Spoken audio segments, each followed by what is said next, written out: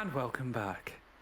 Last we left off, we found our most intrepid heroes recovering from the aftermath of the long night where raiders, accompanied by an adult blue dragon, razed the town of Greenest, stripping the entirety of the town of its wealth and a severe portion of its population. Our heroes, choosing to value human life over material things, laid low in Bronze Barn and waited for the storm to pass. As dawn broke and the raiders left town, our party made their way back up to Greenest Keep. While there, they rested and licked their wounds after a long night of turmoil. During that night, we said goodbye to our brief yet memorable ally, Qyburn. Tense conversations were had as to the current status of the party. And in addition, revelations were made about the fate of members of the town of Greenest in the aftermath of the raid. The group the next morning deciding to follow the raiders back to their camp in order to recover Leosin, seemingly an agent of the Harpers who was investigating this strange cult. Making their way, the group quickly found themselves stumbling upon a straggling group of the raiders, but 4 humans and 8 kobolds. Some quick thinking by Quill allowed the group to pass by the encounter without falling into combat. Sending the stragglers south, our group cleverly avoided the rear guard who had placed themselves in a canyon just south of the camp before entering the group split, with Kyra, Nebulon, and Serena hiding out in a cave as Kyra and Nebulon watched from above and on the ground through Lior and Luminari. The name escaped me for a second. Meanwhile, Quill, Rael, and Vilka infiltrated the camp, posing as members of a mercenary company known as the Broken Scabbard. The group were quickly invited inside and put to work. Vilka having a tense encounter with a figure from his past. Rael meeting with a noble of the city of Neverwinter, one Renar Neverember, who was very quick to sell out the surrounding settlements in order to save his own skin, and took some blows in order to properly sell the act of torture. Meanwhile, Quill attempted to raise an uprising of sorts amongst the kobolds and the cultists within the encampment. Whilst the kobolds were quickly squished, the cultists were impressed with the show of force which Quill had facilitated within the camp. However, the successful infiltration was somewhat disturbed as a wandering group of scouts from the outside stumbled upon the cave in which the other half of our party were hiding. Nebulon and Kyra, currently predisposed, looking through the eyes of their familiar. Serena, the solitary conscious figure, facing down this scouting party. Which is where we find ourselves now. No. How many are there? Wonderful. Oh, we'll get to that. Okay. Oh, because there's like a battle map, of course. Great. Or First things first, we're going to flash over to our friend Rael. Rael, you are still within the prison tent. You can see Renar is still bound, hands above his head, shirtless, with the pantaloons lazily drifting in the night breeze. You can see now that he is crying by the very minor wounds that have covered him. I'll say that over the last hour or so, how gentle do you think you would have been in selling this act of torture? I would have done enough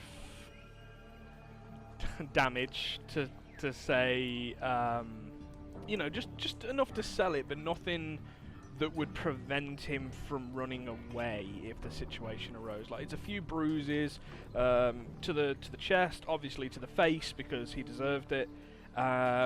So yeah, I'd say that, and then of course the little, you know, few nicks across his arm. So nothing, definitely nothing too bad at all, but enough to pass. On the hay-mottled floor, you can see a few drops of blood from the minor wounds that you've inflicted.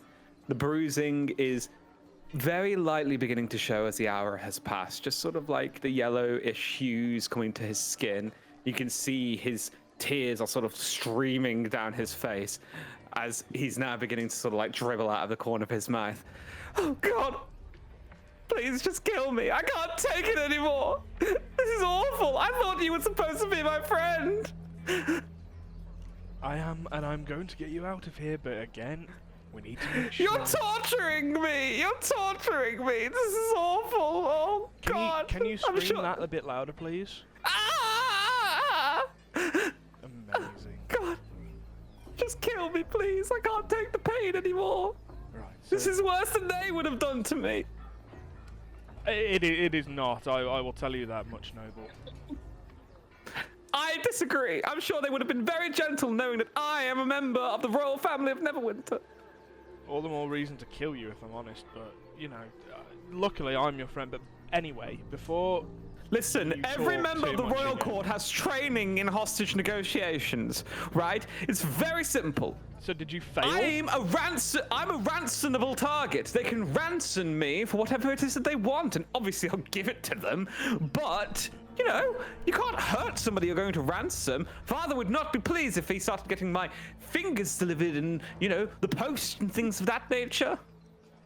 I mean, there was a scroll once, and in a torture session, if I'm not mistaken, something else ended up on their doorstep. I won't go into too much detail of it, though. I think You're it a was, sick man. You know that? It was to a even bring that into the scroll. world. It was the something of Thrones. I can't remember what it was. I don't care what it is. I don't care what it is. I don't care what kind of graphic, weird shit you're reading in your spare time. Jesus Christ. What happened to my life? So, anyway, we're gonna get you out of here, but you're gonna have to give me some time to try and figure out how exactly we're gonna do that. Remember, Okay. you stick to the story. Your house in Yes, I know in Delzorin Street in the North Ward. Yes, my villa has the entrance to the Vault of Dragons. yeah, I remember. and it is where My very expensive shag carpets are, if they could please underneath mind the them. very expensive shag carpet. There you go. So you do listen. Amazing. So I'm gonna go. I'm gonna tell them that we found out information, but we need to make sure that we hold some form of leverage in order to make sure you're not killed immediately after I leave this tent. So, Perhaps we can tell them about my vintage figurine collection. I'm sure they'd be interested in that. oh, I'm sure they'd be so interested in that. I'm interested in that. Yes, it's quite Yeah, impressive. I wanna will say tell- that much. Do you want to tell them all about it when I'm gone? Well, my favorite piece is a little statuette of Dristo Erden. It's carved from Scrimshaw. I bought it from a trader who apparently had come down south from Icewind Dale. Now, the detail on it is absolutely terrific. Let me tell you, you can see the glint of life in his eyes, how his scimitars twinkle with righteous justice. So I'm gonna gag him I again. believe it was carved, so... And I just give him a wink and I say, look, I'll be back. If they say anything, remember you are a bargaining tool for Degult Neverember. And they can't kill you because they can get more from you, okay? Remember that. And I'll immediately leave the tent. Okay, cool. Um, As you exit, yeah, when we'll the zoom people are in outside. on the Raiders camp, nestled deep into the natural canyon scarred by steep, rocky walls. We can all see the Raiders camp sprawling across the rugged terrain, like a festering wound on the land itself. Campfires flicker in the glowing twilight, casting long shadows across weathered tents, crude palisades, and piles of stolen loot. There's this restless energy, the grunts of guard drakes, the chatter of cultists, and the high-pitched bickering of kobolds competing for scraps.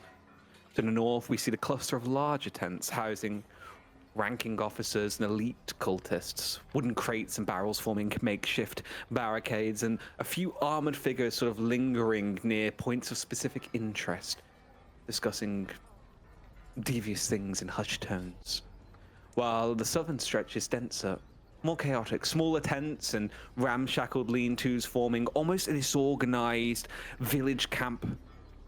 Here we can see the kobolds scurrying, carrying sacks of supplies, tending to strange sort of like piles of junk to the untrained eye, arguing over scraps and bones and things of that nature. And then further east, we see the stagnant pool of water reflecting the firelight like dull glass. Around it, the forsaken loot, sort of empty crates and sacks and things of that nature, things that were deemed to be unworthy of the higher ranking cultists, and a large cave mouth open towards the back. Rail, as you exit, you can see, let's just pull up the map on roll 20. You can see around the prisoners' tents, there are a large cabal of cultists sort of like in place. Seemingly the more higher ranking of the cultists, they're all sort of wearing the sort of classic dragon claw regalia with the large sort of like horned masks and plate mail armaments over the shoulders and long flowing black robes. You see one of them turns to you as you exit. A wry grin sort of spreads from underneath the mask. I take it you heard I that. trust. I did. I got it. Did he give it up? Incredible. Just remember though, he's a son of the Golden Never Ember. We gotta keep him alive, use him as a bargaining tool. Oh, trust me, he has not shut up about it since we brought him here. Yeah, you know it's true though, right? Well, everybody from here to Neverwinter claims to be the son of somebody, and as far as I'm concerned... Oh no, I've seen him in the past. It is really him. You're from Neverwinter way?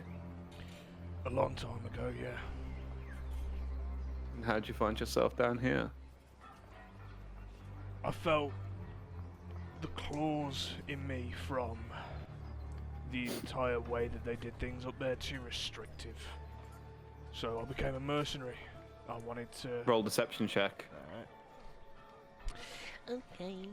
Let's see what we get, shall we? Good luck. That is a 17. Hey. Ever since the city's been rebuilt, it hasn't been the same. So I can understand that. You know, when the new leadership took over, it just felt like it weren't home anymore. So. Indeed. Well, I'm sure Langdedrosa will want to hear your report firsthand. Absolutely. Go make yourself comfortable. Go make yourself comfortable, and I'll send him your way when he's ready. Absolutely, by your word, and then I'll head over to Langdedrosa. Oh no. You don't go to Langdedrosa. Langdedrosa comes to you. Go busy yourself with the other cultists towards the entrance. All right, no problem. And I'll head on my way then. I'll head on my way up there. Cool. Meanwhile, Vilka. As the hour comes to its end, the moon now high in the sky, you've, despite your pride, completed your task to the best of your ability. What would you like to do? As I'm doing my task, I'll make a point of going around the enclosure as wide as I can Trying to see various bits of conversations I can maybe kind of collect. Roll a perception check for me.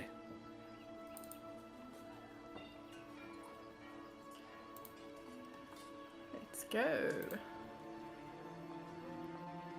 22.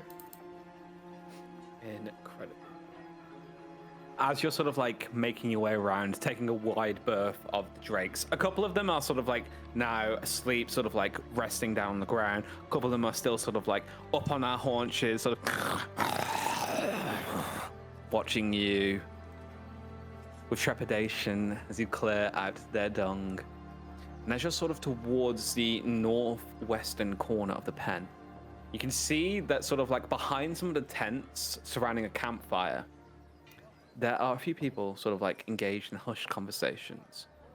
Two individuals in particular catch your attention. What appears to be some of the more rough and tumble mercenaries. One of them in particular has this sort of like very short, almost like buzz cut black hair. You can see heavy wounding, one sort of like grayed out eye, heavy set of like chainmail armor by the looks of it.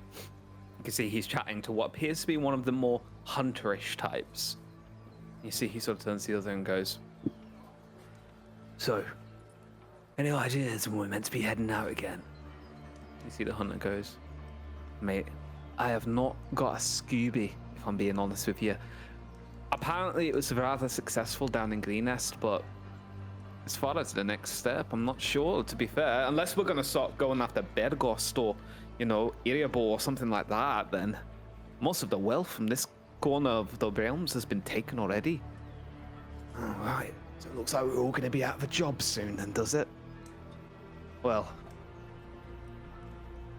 whispers in the wind and all that, but I heard that they're on about heading north very soon. Don't know if they're going to go try and get some of the towns up there or if they've got some kind of other plan, but apparently, yeah. Be cacking up soon and heading up north. See. Weird of them to leave." You see he sort of like beckons over towards the cave now. "The nursery though, isn't it?" "Well, whether or not they're going to take it with them or some people are going to stay behind to guard it, I'm not entirely sure, but from what I hear, the nursery's almost filled its purpose." "Is that right? The things are going to get much easier soon then." "Indeed. Anyway, ye wee bastard, I'm gonna go get some food, and I'm gonna go get ass blasted drunk before I pass out." "Hey, sounds like an idea to me." You see the two of them sort of like round the tent and head back towards the campsite. Incredible. And I'll say, as you sort of like finish up the cleaning, one of the sort of like heavily armored veterans, not the one who recognized you, his partner sort of like comes in, takes the shovel from you. "Right. Feel free to do as you will. Stay away from the higher ranking tents, stay towards the north of the camp, find a place to lay your head, drink, eat, whatever it is your ilk like to do." Understood.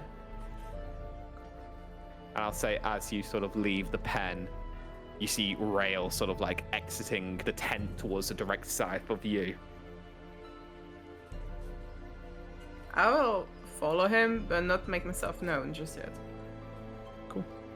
While this is going on, Quill, as you've watched some of these kobolds be absolutely littered with arrows, several of them lying dead and the others sort of like crawling back towards their side of the camp, looking over at the other cultists with hostility, one of the acolytes, the higher ranking cultist, sort of like comes up to you, slaps a hand on your shoulder and goes, "Now that was an impressive display. Manipulative, cunning, downright wicked. That is the shit that we like to see here. Where is it that you said you were from? Kalimshan?"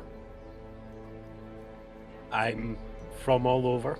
Our last contract was dealing with someone who fancied himself a sheik down in the deserts of Kalimshan. You think that was manipulative? That guy's buried in the sands. Oh. You are cruel in all the right ways, let me tell you that much. Why don't you come drink with us? Oh, hi. And Quill will bring a deck of marked cards and kind of flash them and say, why not liven up tonight's entertainment? You see, as you sort of like are escorted over to the campfire, the kobold now sort of like dead, lying on the spit on the fire. A few of the other cultists sort of come up to you and goes, "Oh, go on then. I'll give you a game." And I'll say, go ahead and just roll me a sleight of hand check, please, Quill. And I'll say, as the cards are marked, you can do this with advantage. Thank you. First one was an 8, so not fantastic, and 19 total, Kate. Cool. Hell yeah. Over the next hour, I'll say that you sort of managed to swindle about 8 gold pieces from some of the other cultists. Eventually they go, right, that's it. I'm fucking done losing money today. You're a hell of a card player, you are, you know that?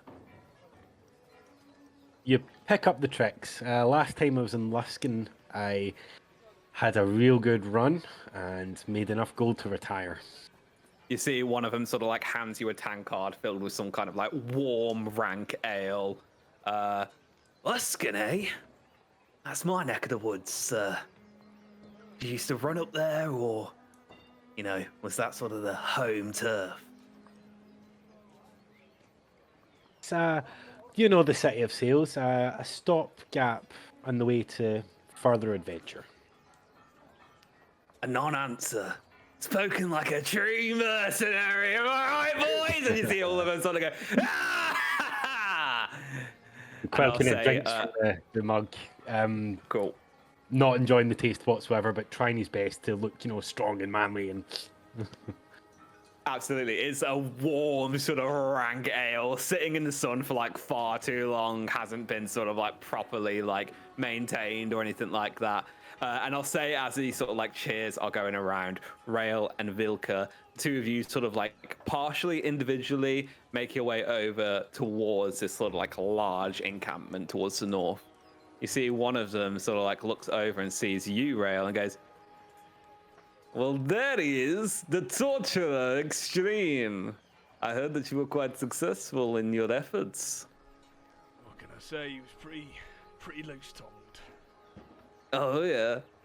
So tell me, how did you do it? Skinning, breaking bones, just a beating?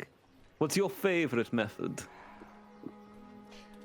It depends how you like to start, more than anything. All it needed was a few nicks and a beating, but if I was to say what I'd prefer, I'd say piercing. Some form of piercing. You see a few of them sort of like nod amongst themselves.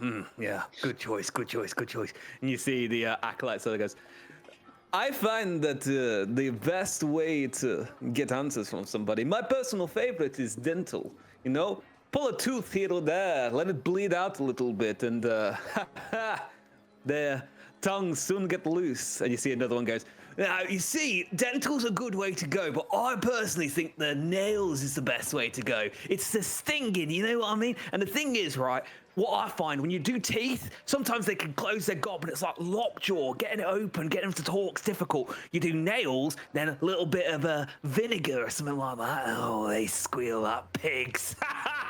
You see a few of them sort of like all begin to laugh in unison.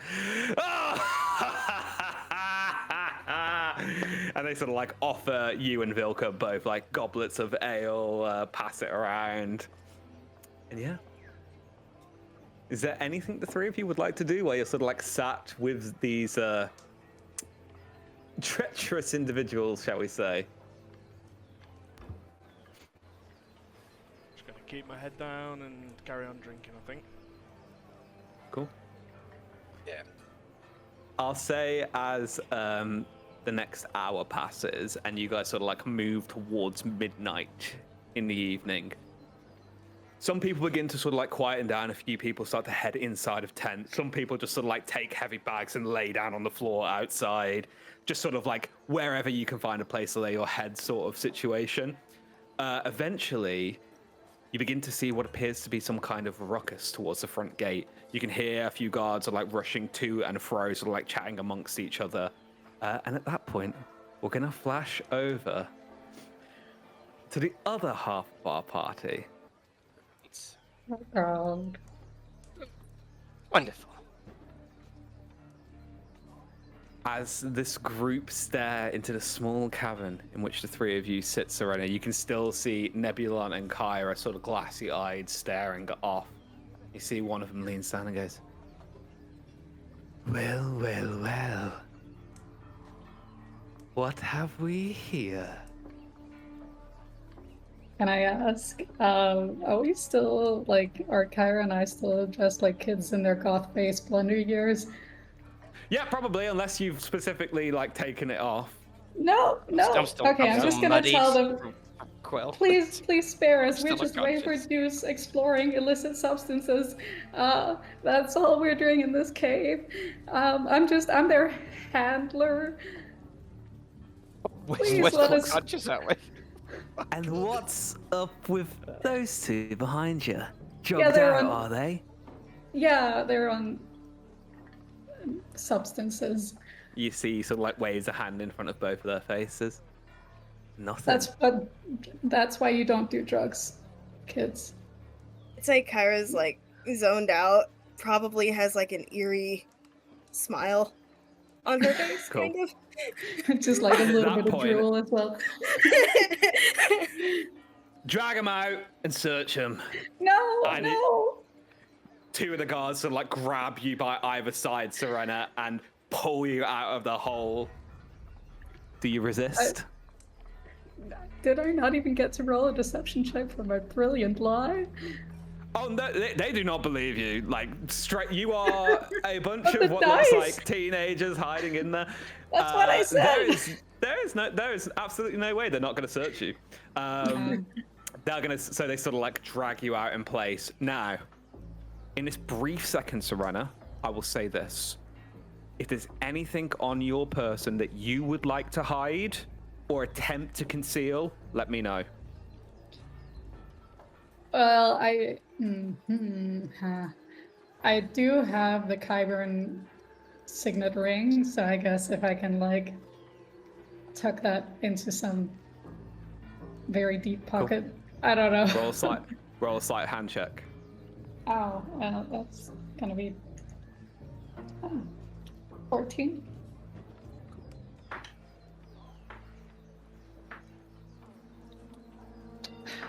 That's You see, scary they sort of sound. like they sort of search you. They take away your weapons. They sort of like strip you of your bags. And as they sort of like move over to Nebulon, they find a strange sort of like staff contraption at his belt. One of them sort of like pulls it off. What the fuck is this meant to be? Waves it around a little bit. Nothing happens at that point. It's just a toy. It's not you. It's nothing scary at all. And that mace that you had on you's a toy too, is it? No, you're not fooling anyone, love. So why don't you keep your fucking gob shut? And as they move over towards Kyra, one of them sort of like takes the bag away, sort of like searches, and you watch as his hand slips into the robe and he removes a silver pin. Oh god. You see Oh, the no. leader takes it and goes, well. Care to explain this? That was. We were just looting some corpses, and we found that. We don't know what it is. Roll deception check with disadvantage. I'm excellent at lying. Really? You don't is do the drugs, best. kids. Jeez. I'm so good at this. God. What are you talking about? With the disadvantage of 13.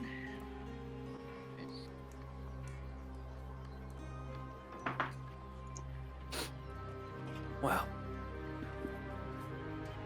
I'm sure Madame Mondas's gonna want to see it anyway. Okay. Shackle 'em, boys. Let's take him to the boss. No. Why? see this from a bird's eye view? Not currently, but you're Right. about to. What about Leor? I'll say that. So I'll say this for what we described last session. Luminari is circling the camp overhead. Leor is kind of around the inside, sort of like in the undergrowth in the bushes, following the length of the camp, boots on the ground, keeping an eye on what's going on with Rail and what's going on with Quill and what's going on with Vilka. Now, as you are manacled, Serena, are you Could I going to attempt to resist? shake them? Are you now, here's the fun thing about Fan Familiar. You can, but it will do nothing because while they are inside of their familiars, they cannot feel anything.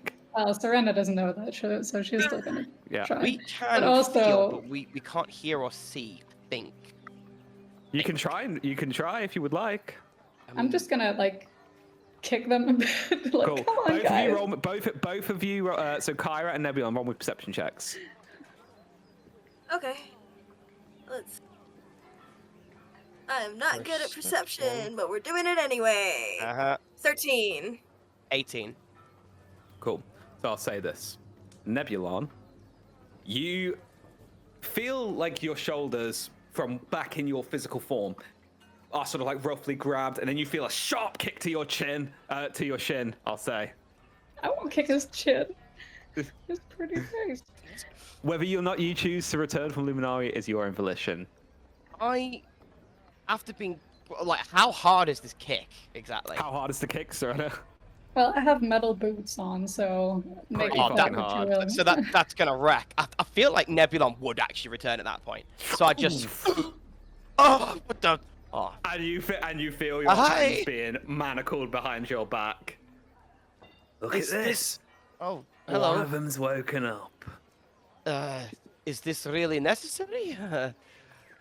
Can I say to the leader dude, please leave and command? You most certainly can. What's the saving throw? Wisdom 14. It's not very Wisdom high. 14. Cool.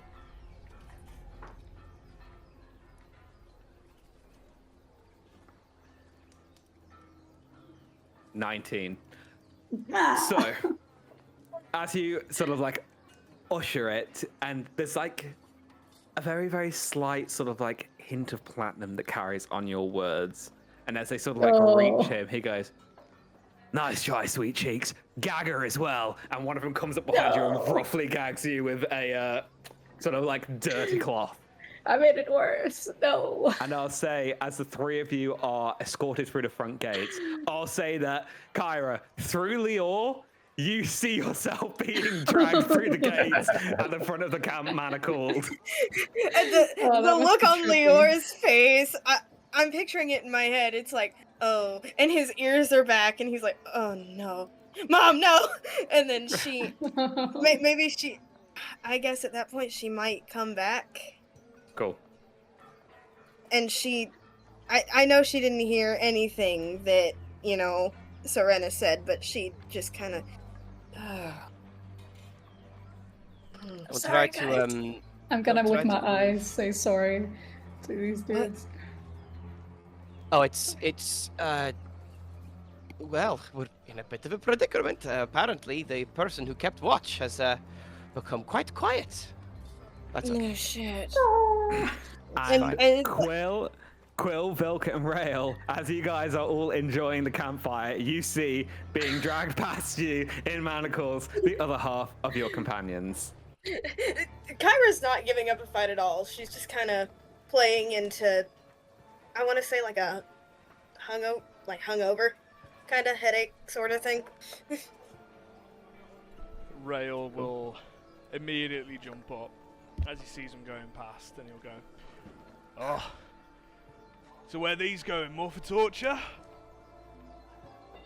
You Give see you a that lot. the What? you see that the leader sort of like stops and turns and goes, "We're gonna take him to Lady Redsmere first. See what she wants done with them."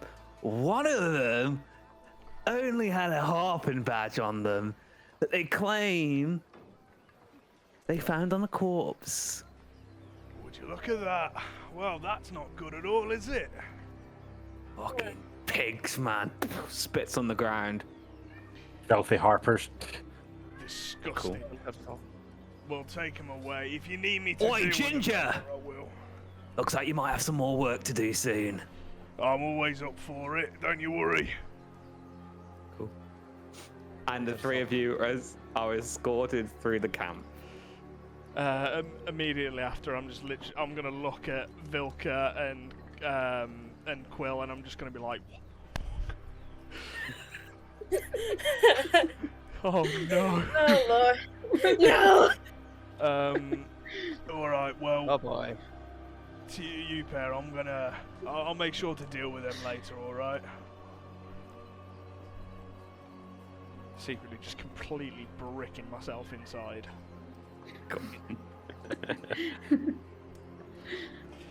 Well, So, carry on drinking. as the three of you are Which dragged three? through the camp, Oh. sorry, Serena, Kyra, and Nebulon, you eventually gonna find resist. yourself in front of a majestic crimson tent. You can see gold implements sort of like making up the accoutrement of this particular tent. It is much larger than the others. You can see that the material itself appears to have some kind of magical quality to it. As you sort of like approach the entrance, you can see three sort of like fully armored guards sort of standing in place. The same wickedly curved pollards on the shoulder, the heavy sort of like half dragon heads. You can see one of them turns towards the acolyte as he steps forward. Can I help you? Well, found these three stumbling around outside, and one of them had this on him. You see, he flashes the badge. The sort of veteran guard takes it. You're dismissed. We'll deal with them from here. Well, I was thinking actually I could present him. You're dismissed. Yeah, I mean, if you... One more time. Of course. Dick. And you can see that the sort of like guards surrounding you begin to leave as the two veterans on either side sort of like roughly grab each of you by the arm and escort you inside. I do not resist. I'll let myself get taken in. I'm gonna Aaron resist doesn't all the resist fucking either. way. Oh. Would you like to resist? Yeah, but it's gonna be futile probably because I'm weak as fuck. But I mean, Cool. yes. Should I do something or no? Oh, roll me an opposed athletics check, please. I don't know why I'm doing The it. inside of that tent is terrifying. Oh, I haven't Oh, even seen God. it yet. 11. Cool. Oh.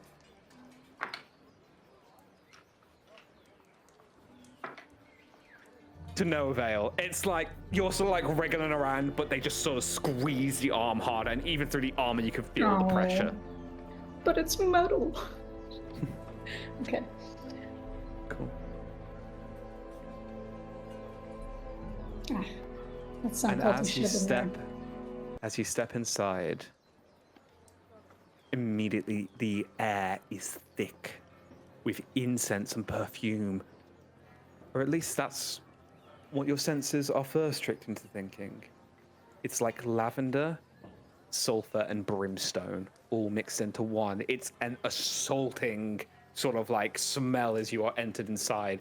You can see that there's two sort of dragon-headed lanterns hanging from the ceiling, and you can see that sitting behind a large wooden desk is a woman.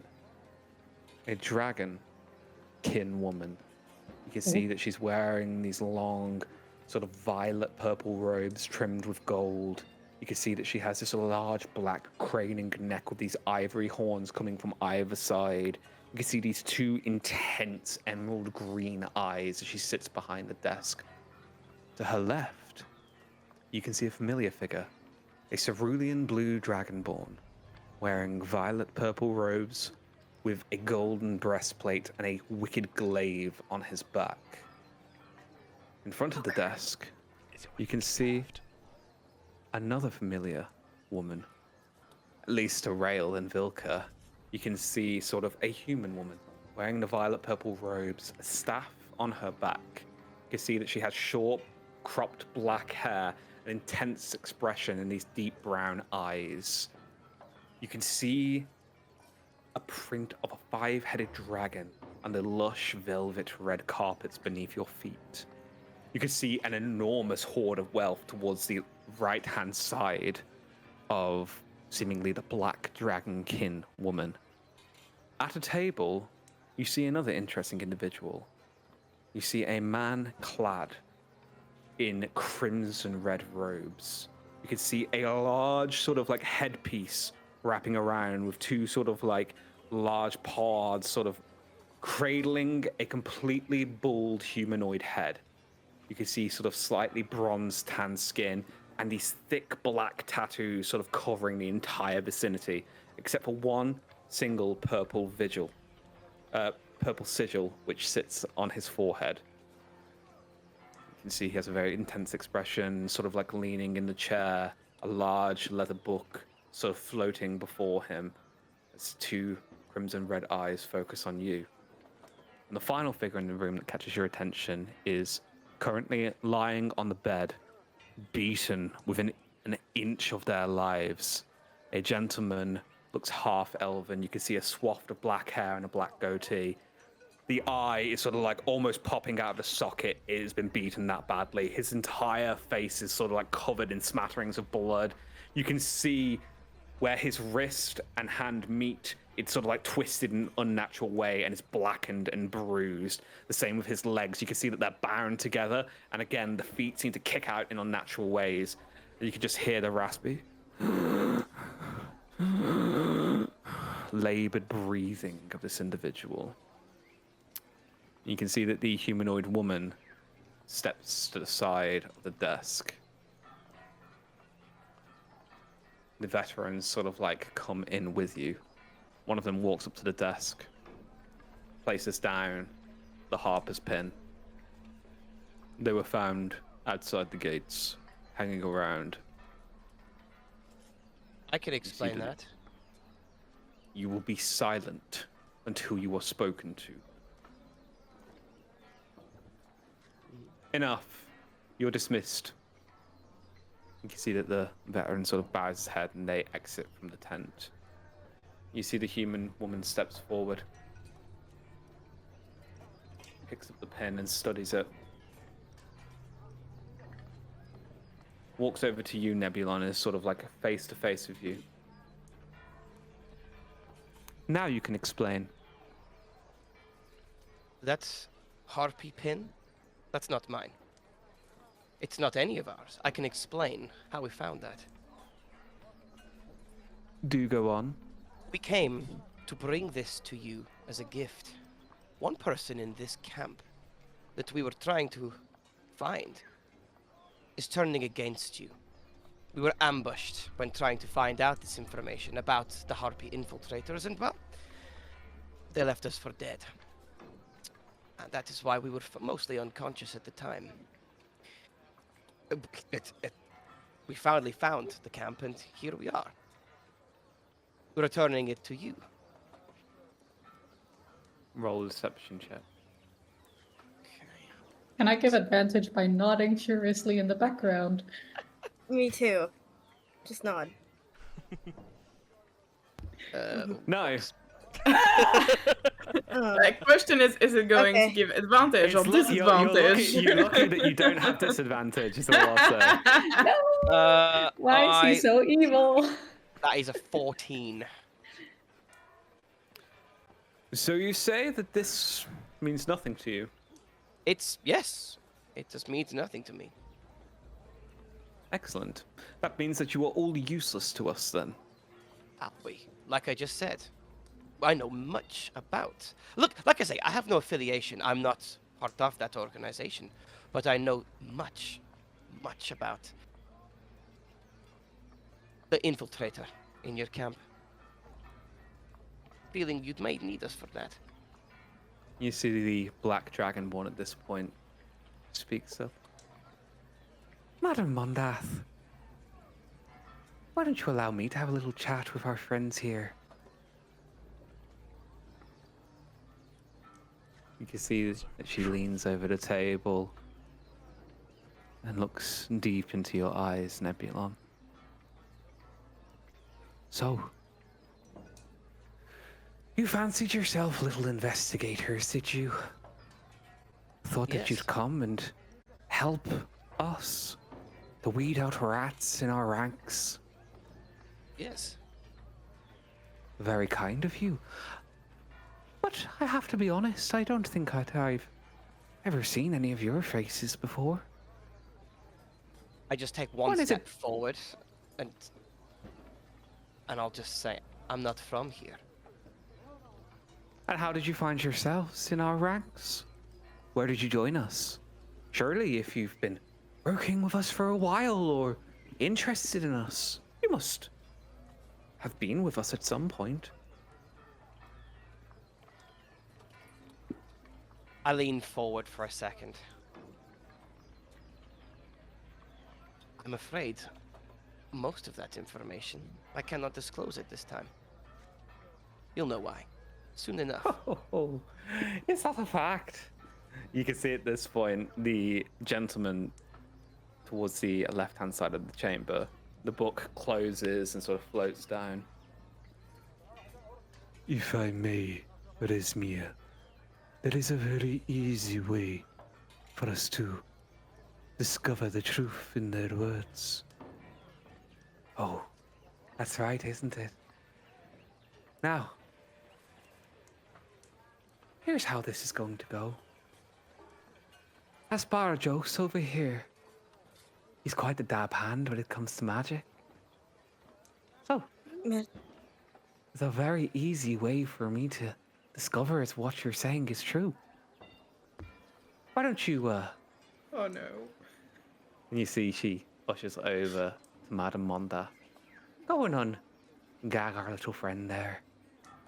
And you see she sort of like pulls the gag down off of you, Serena. Let's start things off in a very cordial way. Why don't you all tell me your names? You. The Half-Orc. What's your name, dear? Simon? No. That's the only name I can think of. I'm an idiot. My own. No, that was all. Yeah, anyways. Yeah. Simon. My parents hated me. Now, I would like you to very briefly take a look around you. You can see Langdoros's That makes such part bad of this choices. situation leads you to believe that you're in a position where you can lie so blatantly and get I'm away sorry, with it. it's my middle name actually. Okay, it's Serena. Serena, what? Simon. Ashgard. You can see at this point, Regardless. you can see at this point, Langdoros's head snaps quickly towards Resmir, as does Madame Mondas. No. Ashgard. No. Yes.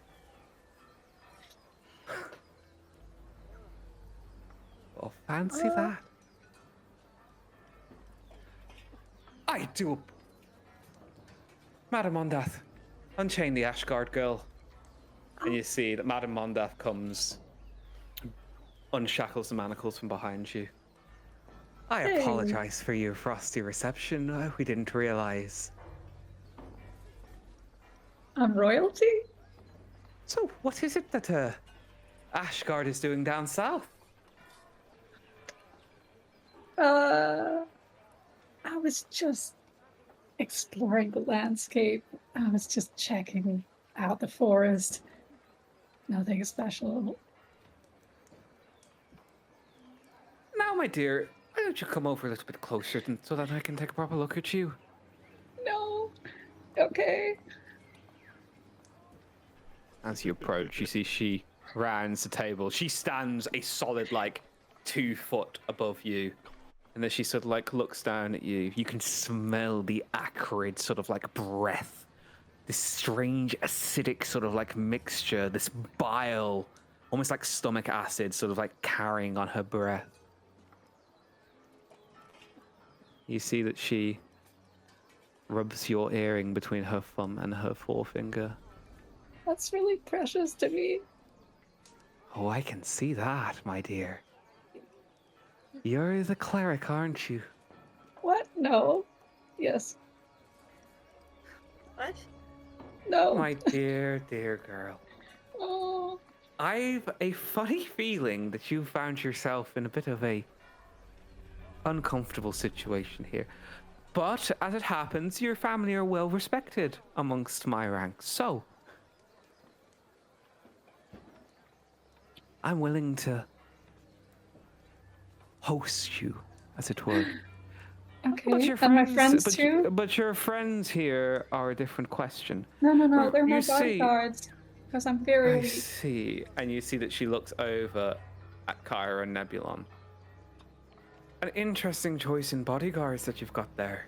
Yeah, I mean, their strength isn't like strength. It's like other things.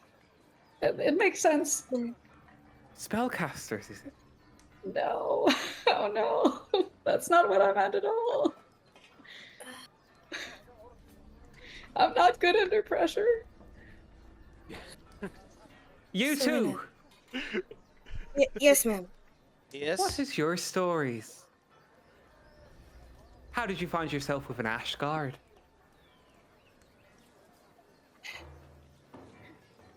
Didn't know she was an Ashguard. I mean, look, all I know is I was investigating, and these two helped me at the time. But,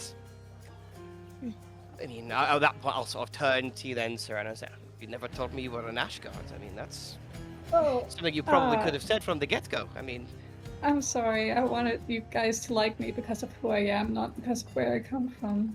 you know, she's a very Well, skilled, well, as you say, cleric, warrior. She's very useful. So Indeed. I Very. stuck with I them, can and be very useful. they allowed us to succeed in finding our target, and well, here we are. I see. And what about you, girl?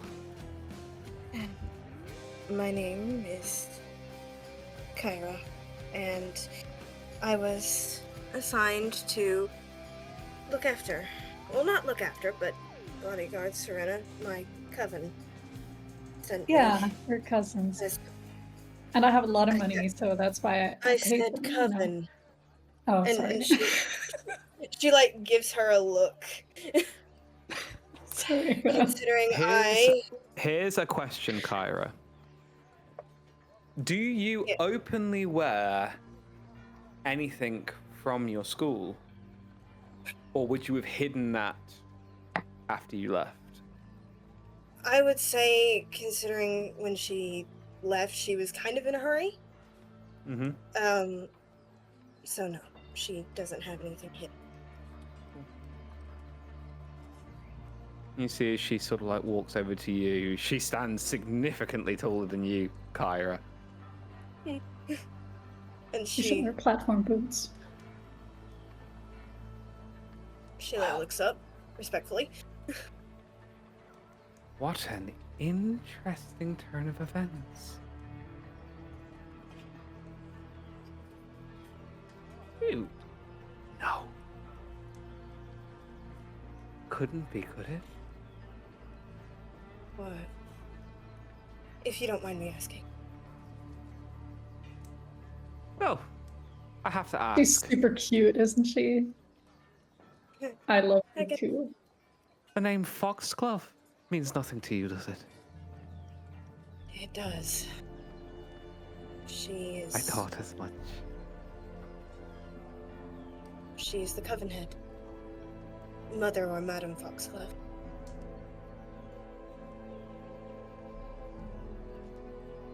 She responds to either or, but prefers mother. How fortuitous. How fortuitous. You see, As it happens, I've been quite interested in what Sister Foxglove has been up to up there. So, Really? here's what's going to happen here. Lady Ashgard, you're free to go. To my friends. Consider it a favor to your family. Do let them know. But I need them to protect me from the wilderness. I can't leave Oh. without them. Don't worry, you'll be properly taken care of in camp. I have places to be. I No. really need these people. As for you, Please. you definitely don't look like any elf I've ever seen. That's what I Where am. do you yeah. come from? I come from a little Really? village. I come from a little village. A ways up north. Oh, really? How far up north? Sigil? Far up north? I'm not sure you would have heard of it, but up north. Is it the stars? Not that north. Okay. I'm afraid that your friends are now my property, Lady Ashgard. Now, I hope you appreciate that my benevolence has let you walk free. Is However- there anything I can offer you in return for my friends? Once I'm I'll done with talk to them, my family. once I am done with them, you're welcome to take what's left of them. But I don't want bits and pieces. I want them like in like the whole shape, the whole package. I respect your family greatly, Lady Ashgard, but So you are don't make an beginning to enemy out of try. us. You are beginning to try my patience, and my respect only goes so far. I can heal all your wounded. You can see that she sort of smiles at this.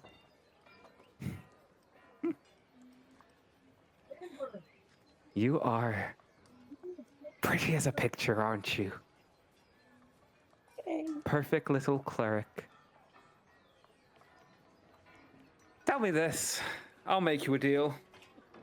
Okay. I'll give you your friends back right now in full health on one Okay. condition. I'm You scared. take off that but earring, you throw it into the fire, and you put on one of mine. Kara just kind of Jeez. looks at Okay. her. I'll do it. Holy shit. Oh God. Well, isn't this the most interesting turn of events? Ah. Are you But serious? I will do it, but you free my friends first. Okay, well. This is fantastic.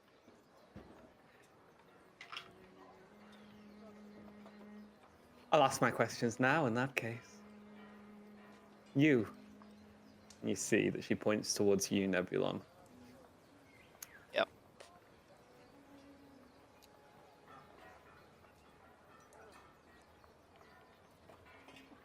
What on earth is an elf from the Astral Sea doing in my tent? Honestly, I don't know myself, frankly. I mean, I wouldn't say I'm from the Astral Sea. I've never seen it. Roll a persuasion check because you're not lying. No, it's no. You are clever with your words, Mr. Persuasion, yeah? Yes. 15. Yeah. You know, it's funny. A predecessor of mine was looking for an astral elf who found themselves on this side of the realms. He's very young. It's probably not him. I mean, I'm not exactly old. You're lucky that I- our motivations have since changed, and I have very little interest in you and your kin. Okay. I mean, ouch, but no offense taken, I suppose. And you? Hmm?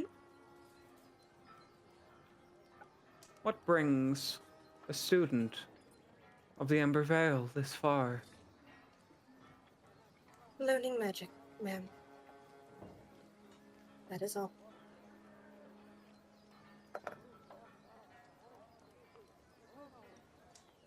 And you see she sort of like takes a step back.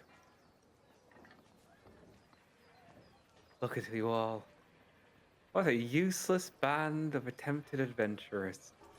I'm surprised that you've managed to make it this far and haven't gotten yourselves killed. That is true, but you didn't need to say it like that. There's one little issue, I'm afraid. This, and you see that she picks up the harper's pen. This is one thing that I cannot overlook, It's because just a trinket, isn't it? this leads me to believe that you've come here searching for that gentleman over there. And you see that she points to the body, still laboredly breathing, on the bed.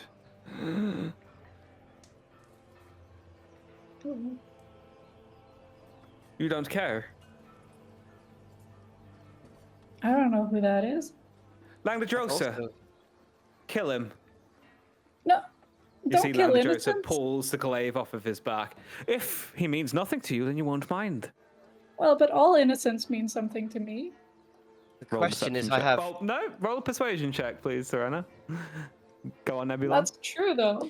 The question I've got is this: is that if he was so easily disposable, why haven't you killed him? Why lie him on a bed? I needed information from him, information that I now have. Then why is he still breathing? Good point. Because what's the point in killing somebody in private when you can make a show of it? Right. Well, in that case, go ahead, kill him right now, if that's what you think. Close your eyes, then you won't have an audience. Gotcha. You see Langdedrosa takes the glaive, places it at the crook of his neck. No. Also, I got a 14 on persuasion. Persuasion. Leave him be. Yeah. Now, here's how this is going to go. Lady Ashgard, I am going to let you leave with your friends.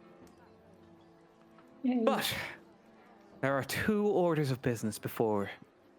Number 1, I need you to Okay. deliver a message to your family. Okay. Tell them that the deal is still on, and I expect delivery by the end of Eliant. Okay.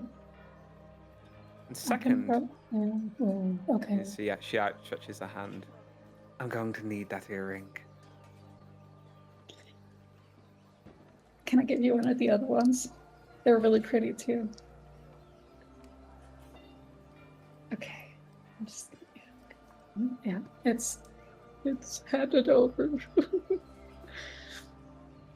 You see she sort of like takes it. And you can all smell this sort of like acrid sulfuric expulsion.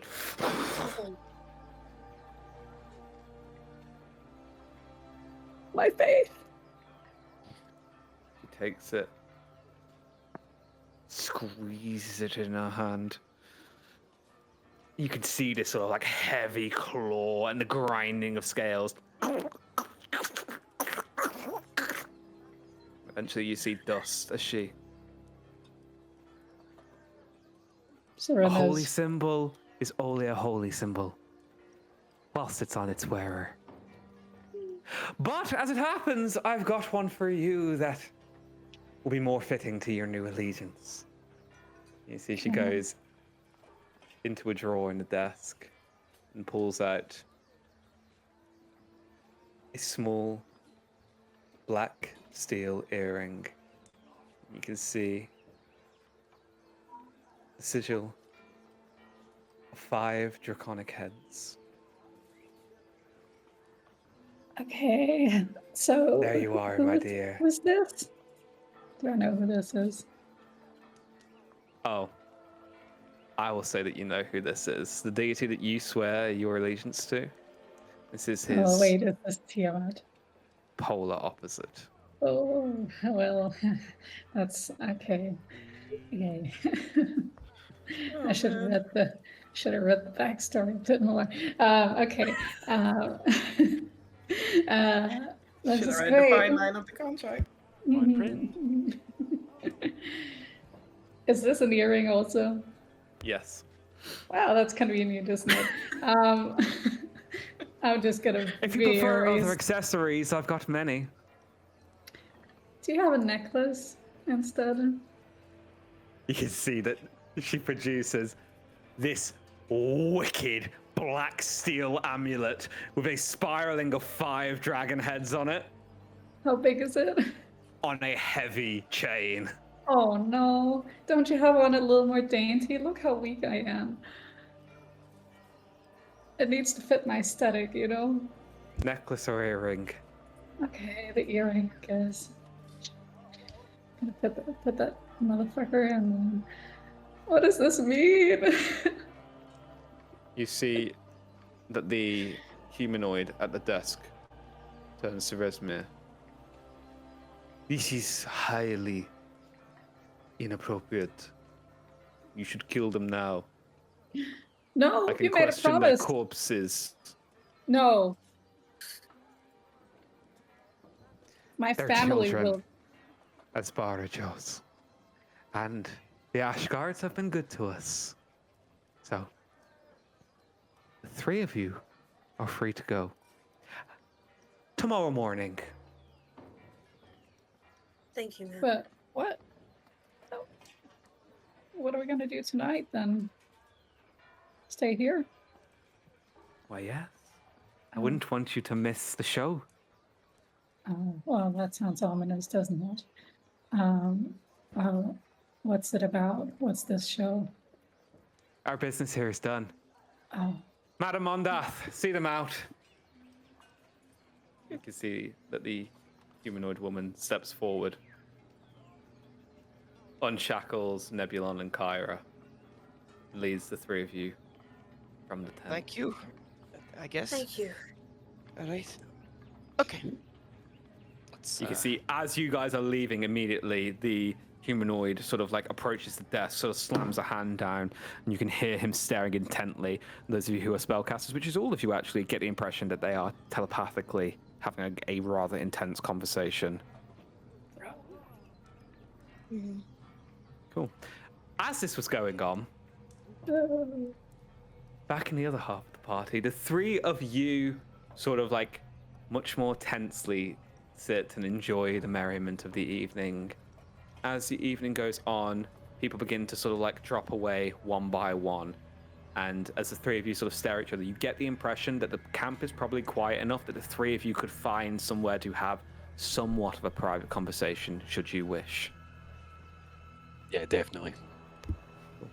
Oh yeah. Oh yes. I'll say that the 3 of you find like an unoccupied tent, sort of like slip in. One of the more sort of like storage tents, you can see like basic rations, a few sort of like large heavy glass bottles. And I'll say that the 3 of you sort of like make your way inside. You have a moment to speak. So what did we learn? They have the Gult, Neverember's son, in that torture tent.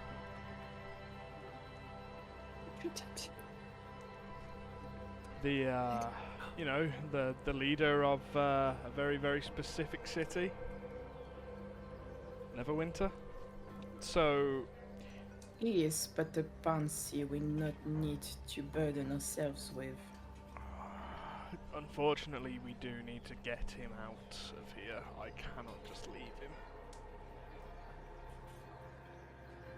And what good is a noble boy gonna be for us on the road? I'd rather Well, usually a we reward. address our friends and see what they have done with them. Well, we do need to find the rest of them. It's just the information I know right now, but either way, it looks like we're going to have to break out 4 people. There is something else that troubles me. Yes. What's going on? Something I have heard and something I remember one of the cultists saying. They talked about a nursery of something or some things. Nursery. And the rumor in the camp was that something is up there in the cavern and the camp is going to be in movement soon.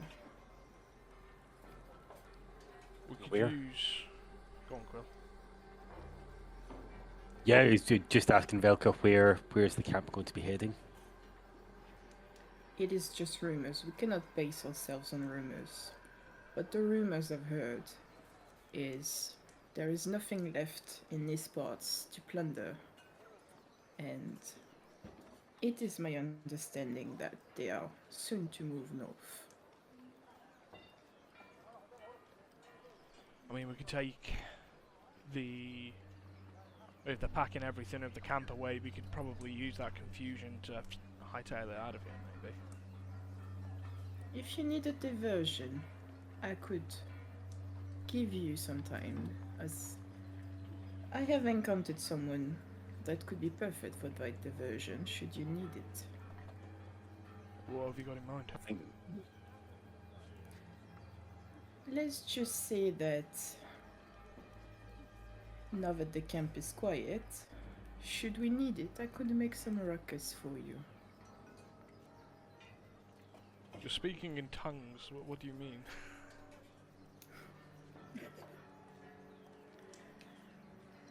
I could start a fight very easily. There we go.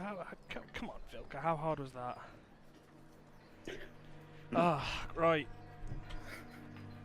So, what do you think, guys? Do we try and break everyone out of here? Do we go and at least try and find out where they are? I say we just go to sleep and just turn over with the cultists and leave them to their deaths. Alright, yeah, we can do that. Yeah, we're cultists now. We're gonna need really wickedly curved blades. We're gonna need at least three large ones. I gave you 3 2 sessions ago. Oh, I mean like a giant version. But yes, I have both of them, and I'm just spinning them around in my hands as I'm talking. I mean, from what we've seen of the camp so far, everything has quieted down, and we could probably try to gather a little bit more intel before rescuing anyone. I'm sorry, guys. I want to rescue you, but it's a little bit of a pickle at the moment. It's understandable. Makes sense. Quell will definitely agree, and you'll say to Velka, they seem to have accepted this as part of this mercenary company. I think this is the best opportunity to find out what their plans are. Let's not blow our cover just yet. That depends if our cover isn't already blown. It is true, but I see we are still walking freely in this camp, so maybe let's have a little bit of faith in Serena, Kira, and Nebulon. I have faith in all three of them. Completely misplaced. What if they've got some smart higher ups here. We need to be vigilant no matter what. Generally, I think what we should do now is at least try to find out where they are. Find some more intel, like you said, Vilka. And either hightail it out of here, or if they're not dead and they're being kept as prisoners for wager, who knows, we might be able to move with the camp. I'd prefer not to. I'd very much prefer not to, but I'm just trying to think of any way out that we have right now. But yeah, definitely for now, we should find out where they are. Your man Never Ember, they're gonna notice that he's missing. They are. That's why I'm thinking if we're at least on the road, it might be easier to slip away. Yes. We could wait until the morrow. Should you need it, I will help you. But this, I will not make my priority of.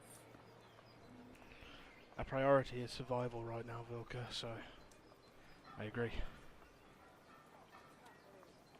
Alright, what do you want to do? Do you want to split up and look for clues, or should we just keep to our, keep to our little group here and just have a walk around?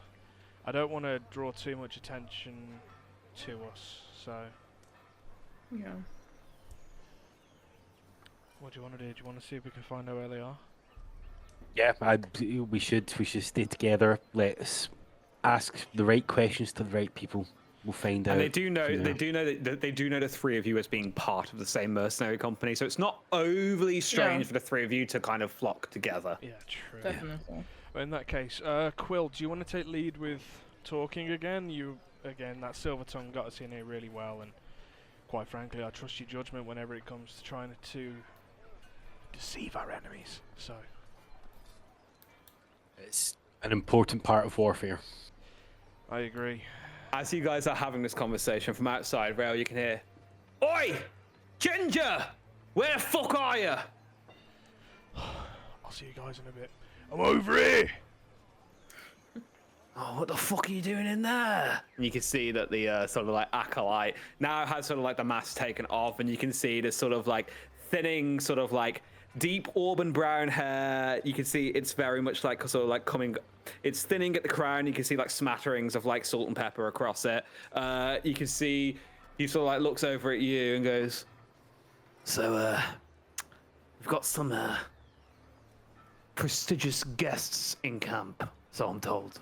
Oh, guests? Why, who's here? "Fucking one of the Ashgard kids has turned up." No way. What's leader said we're going to do with them? "Well, they've given us something important, apparently. So, they've been allowed to stay in camp till the morning. Supposedly, you haven't seen it yet, have you? See what? The morning announcements." No, I've not. "Oh, well, you'll have a lot of fun with them tomorrow morning, let me tell you." Oh, come on, So- give me a peek.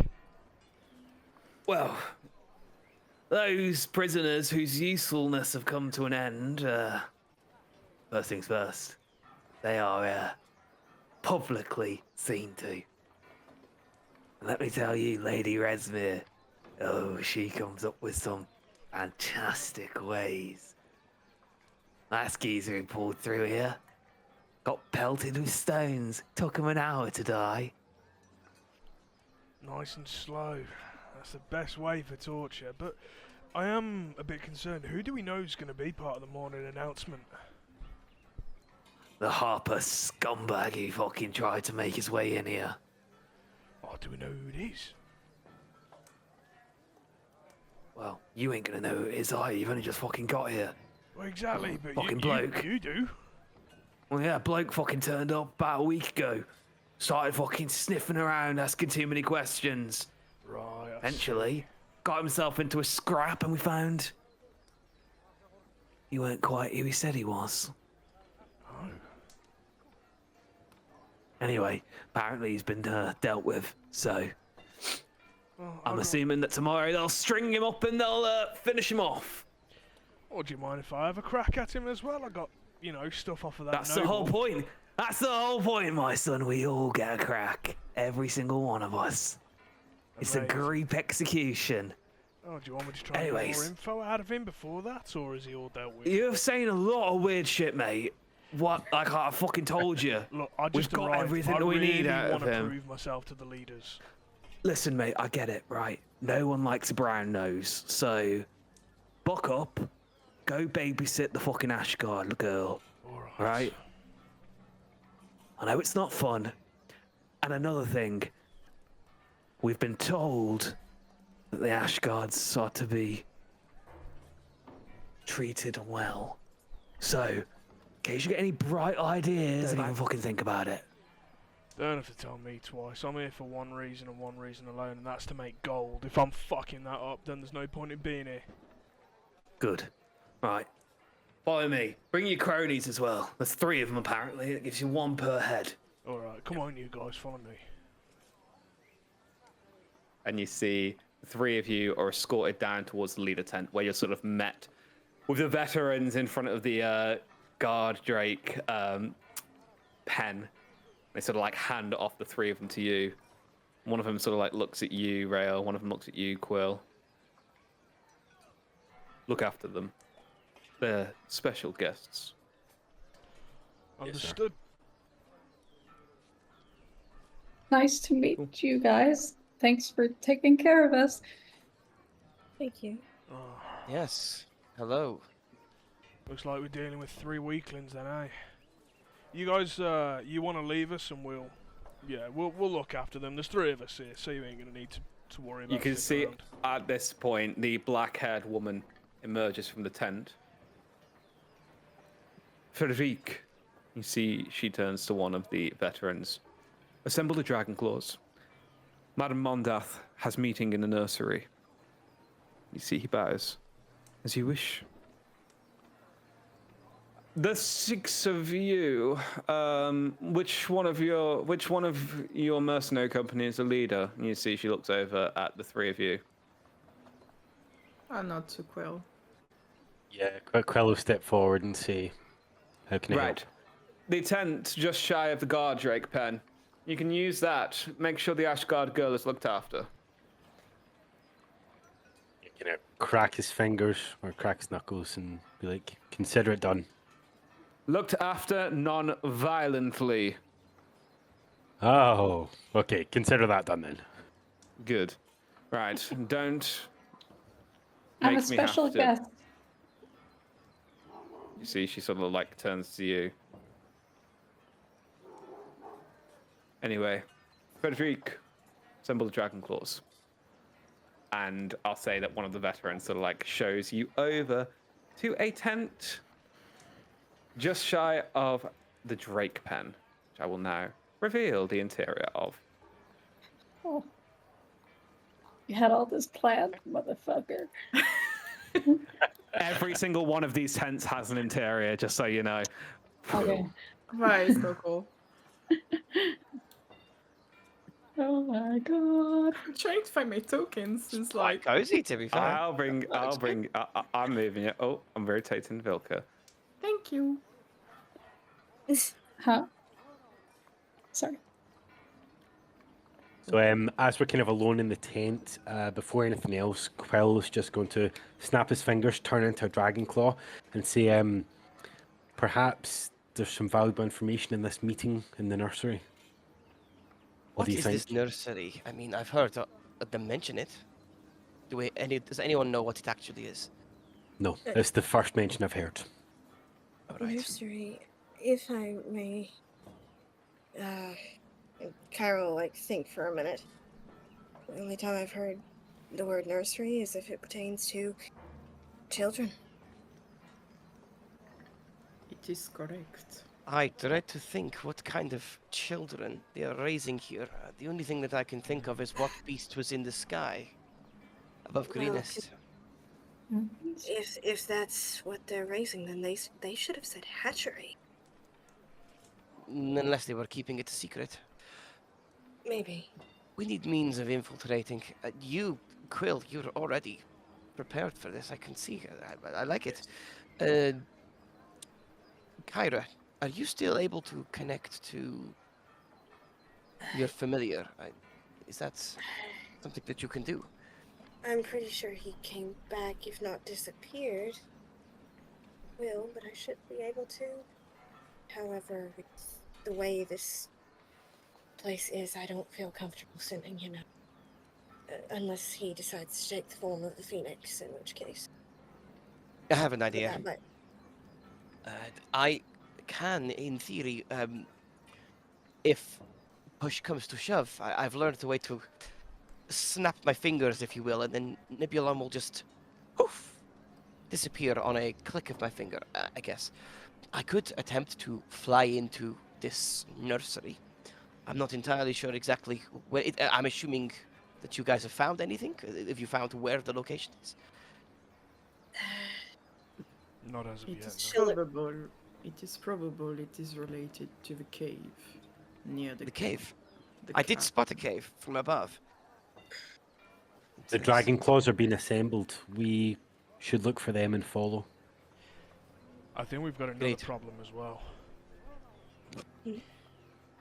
We overheard, well, when the guard came to get us, he said that there is another person here, someone else from the Never Ember. It looks like a harper. Do you think? Leosin? Yeah. Well, that would be the guy in the tent. Oh god. Right? He's not And- in a good way.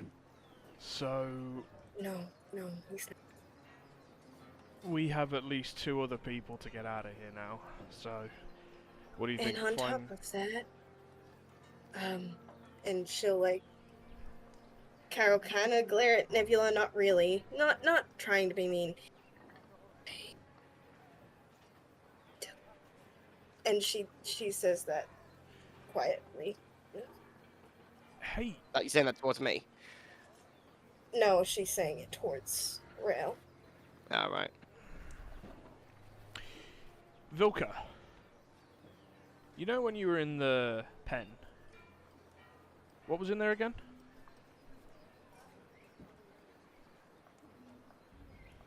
Sorry, I didn't catch that. The cat's banging on the door to get in. That's all right. Ah, when you went and did your things that they told you to do, what was in there?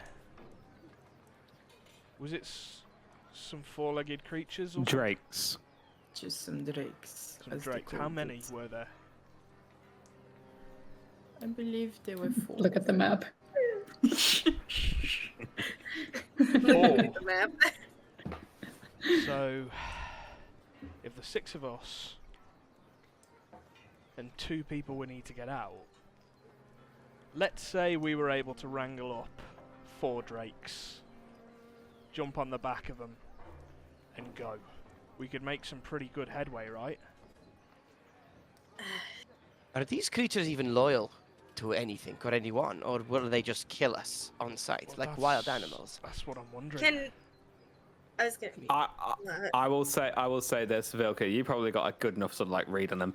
They are essentially like wild dogs that Yeah. are like just released on who they need to be released on to kill. They're just hungry. They aren't particularly bright or anything like that or intelligent. They're just kind of like attack dogs, if you will. I think at best they'll make a good diversion, but we cannot count on them as mounts. At least we can use them as a diversion then. Either way, we definitely need to get 2 people out, either tonight or in the morning, depending if you want to go for stealth or if you want to go for, blasting the doors open. Don't think. Well, it does. It does. Go on. Kyra just starts playing a little bit with a fire. There is always the fire option. There, you know Perhaps something, if the leadership and the Dragon Claws are heading away for this meeting, this may be the best opportunity to get both of these people out of the camp and us too. Perhaps we sacrifice the intelligence to just get the hells out of here. I mean, if we use... When I say use, I don't mean to say use, terribly sorry Nebulon, this is your familiar, but if we use your familiar to try and find out what this nursery is, while I could. I can be in Nebula. In Luminari, but my problem is that I won't be able to see or hear. I will effectively be blind, dumb, mute, and everything else. You'll need to practically carry me. I mean, if you He'll Don't essentially mind. be asleep. effectively, yes. So a Nebulon backpack, okay. Yes. You know, Sorry, I don't mean to laugh. I mean, listen. Also, I'm tall Nebulon enough. is insanely big. Like, Look, Yeah. I'm tall, but I'm quite light. I think. And This, I'm not. I mean, I have no You problem tower carrying you over if I me need and to. Serena combined. a neon purple backpack that's like Yes. 2 meters tall. Pretty much. So pulling our heads together, with what Quill said, yes, the leaders are gone. This is probably the only time that we are going to get a chance to do this.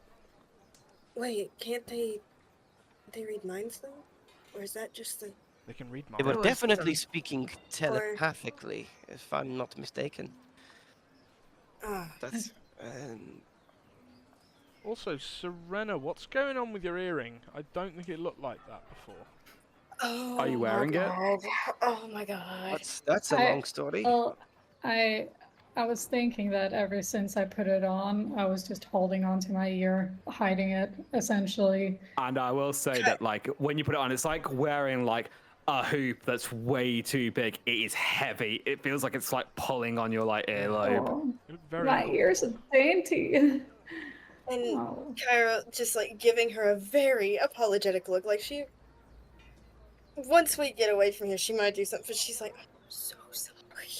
I'm What? so So, sorry. what? Did they have it, or It's gone.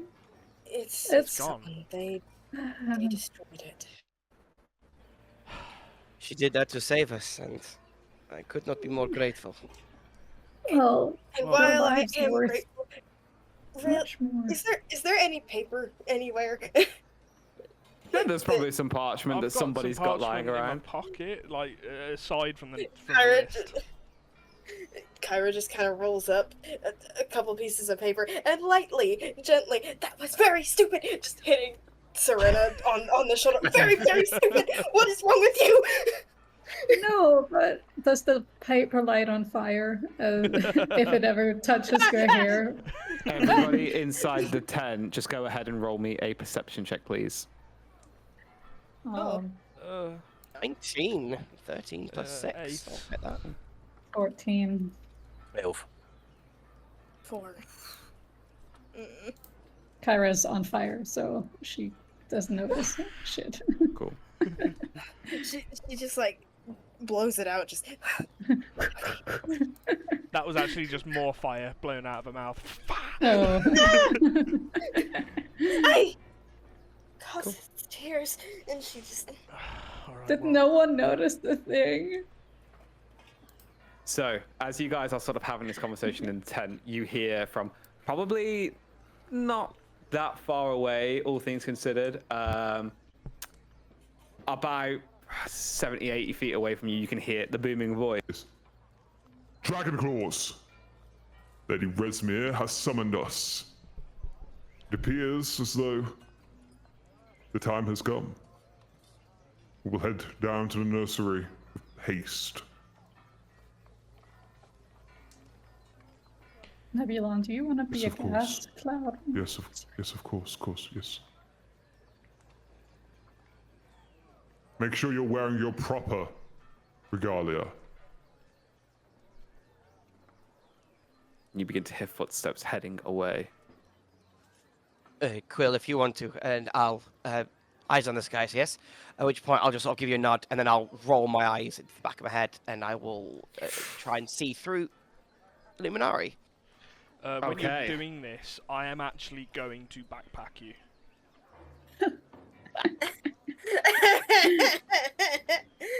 It's a wickedly So- curved Nebulon. It's so stupid. Quill, Oh, are you Quill, are you in Dragonclaw attempting to slip into the ranks? Yeah, so I didn't know we were just going to go ahead, but of course, if push has come to shove, the Oh, I thought disguise you were self takes the a place of gas. the Dragon Claw, and Cool. I do still have the mask that we picked Cool. up back in Green Est. So like the actual physical mask, so I'll put that on too. Go ahead and roll me a deception check with advantage. Deception or performance, I'll let you choose.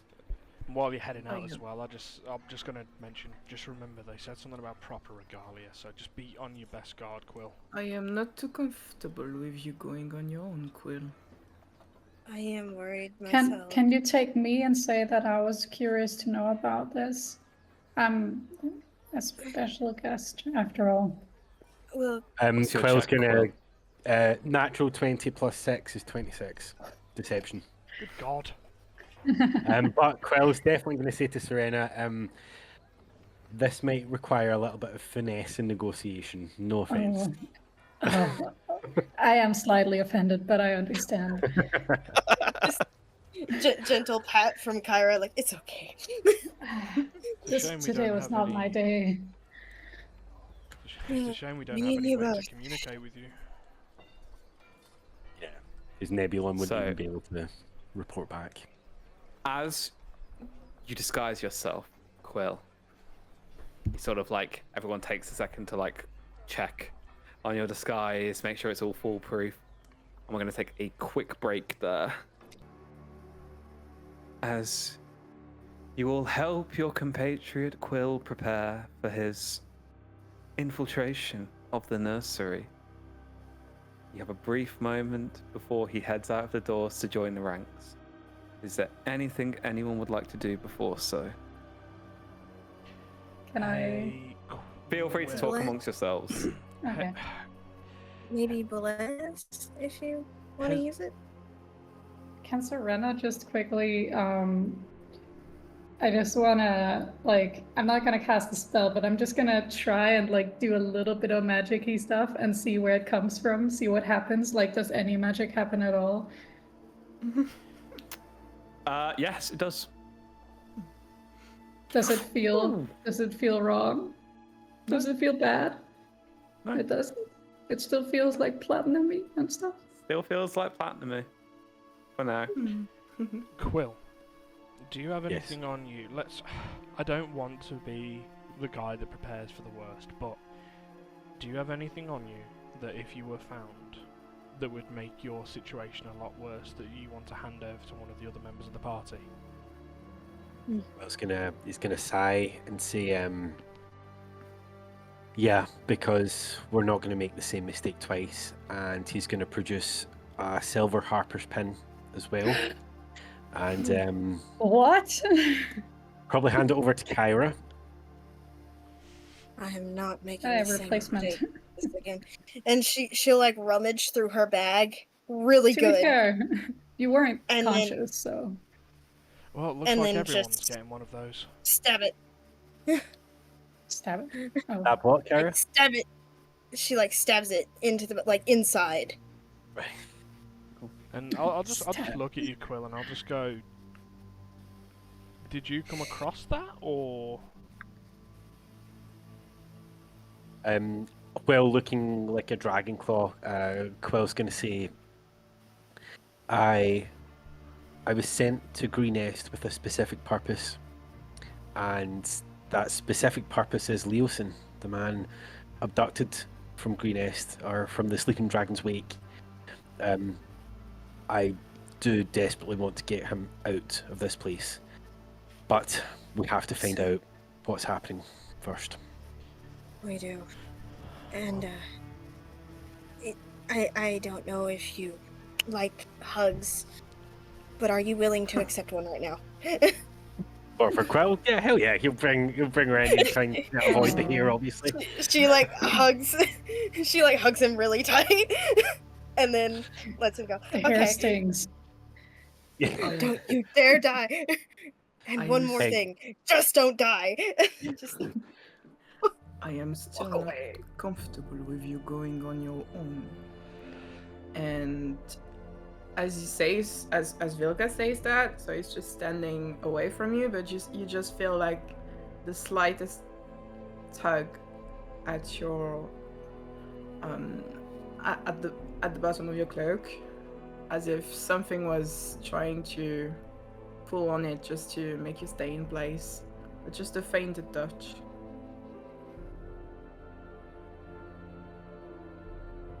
And he can't see anything or anything No. like that. Okay. Thank you. Truth be told, I'm not the most comfortable going myself either, and some backup would have been appreciated, but time is short. We've been summoned. Any danger, get yourself out. Aye. This ain't goodbye. Better not be. Please see you later. You're a smooth talker, man. We need you. Let's find out. We also really like you. That's I mean, that as well.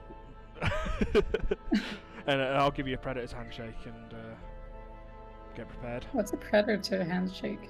It's like when they embrace like that. Yeah. It's like actually, a thing Lynn- only dudes know. What is this shit? Well, on the subject then, so last thing Quill will then say before heading out is to Real, and he's going to say, I've had, unfortunately, the displeasure of dealing with members of the Lord's Alliance, and for yourself, I have to say, these last couple of days, Real, you've stepped up and proven that not all of them are just dirty snakes. You've conducted yourself with honour, and that's appreciated. And I'll get my sword and I'll put it into a respectful motion and I will bow. And I'll go and join some Dragon Claws. As you exit, Quill, you can see that a few of them are sort of like straggling and catching up to fall into line, and I'll say that you sort of like join them. Go ahead and roll me that first deception check, and I'll say as you're fully in disguise and you have the regalia on, you can roll it with advantage. Fingers and toes crossed, people. Oh! Hey, 25. Hell yeah. Amazing. So, as you sort of like fall into line with the other dragon claws, you see Resmir takes a step forward. She's flanked on the right by an individual you haven't seen before, Quill. Seems like a human male. You can see these sort of like large golden shoulder pollards and the sort of like almost like crown that rises up behind his head and like kind of cradles it slightly. You can see the sort of like almost bronze skin, the fully bald head with the tribal tattoos fully covering it. You can see long crimson red robes. Just go ahead and roll me a history check.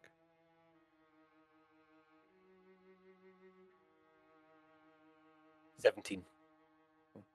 You would recognize this individual as seemingly a representative from the land of Thay, specifically probably one of the Red Wizards of Thay. Danger. Yes. You can see that Resmir sort of like takes a step forward. She's flanked on either side by Madame Mondath and Langdedrosa. She goes, "Well, my children, it appears as though the most joyous day is finally upon us. I've received word from the nursery that we will soon be growing in number. If you'd all like to follow me. Langdedrosa, see to it that our friend who harps is properly comfortable in one of the prison tents." You see, he sort of like gives a curt nod and enters back into the tent. "If you'll all follow me." You see that flanked by Madame Mondath and the Red Wizard, she heads into the large cavern towards the east. Now, Luminari is going to attempt to stealth into the cavern as well, correct? She is she is indeed. Okay. I am in control of her at this point, so I'll say that I'll attempt to dim down her twinkles a little bit, and I'll attempt to Easy sort of Don't stealth dim my her way sort of through. twinkle. It's that or death, and I'm definitely no, dulling no. down her twinkles for this one. Yep. Just regular owl.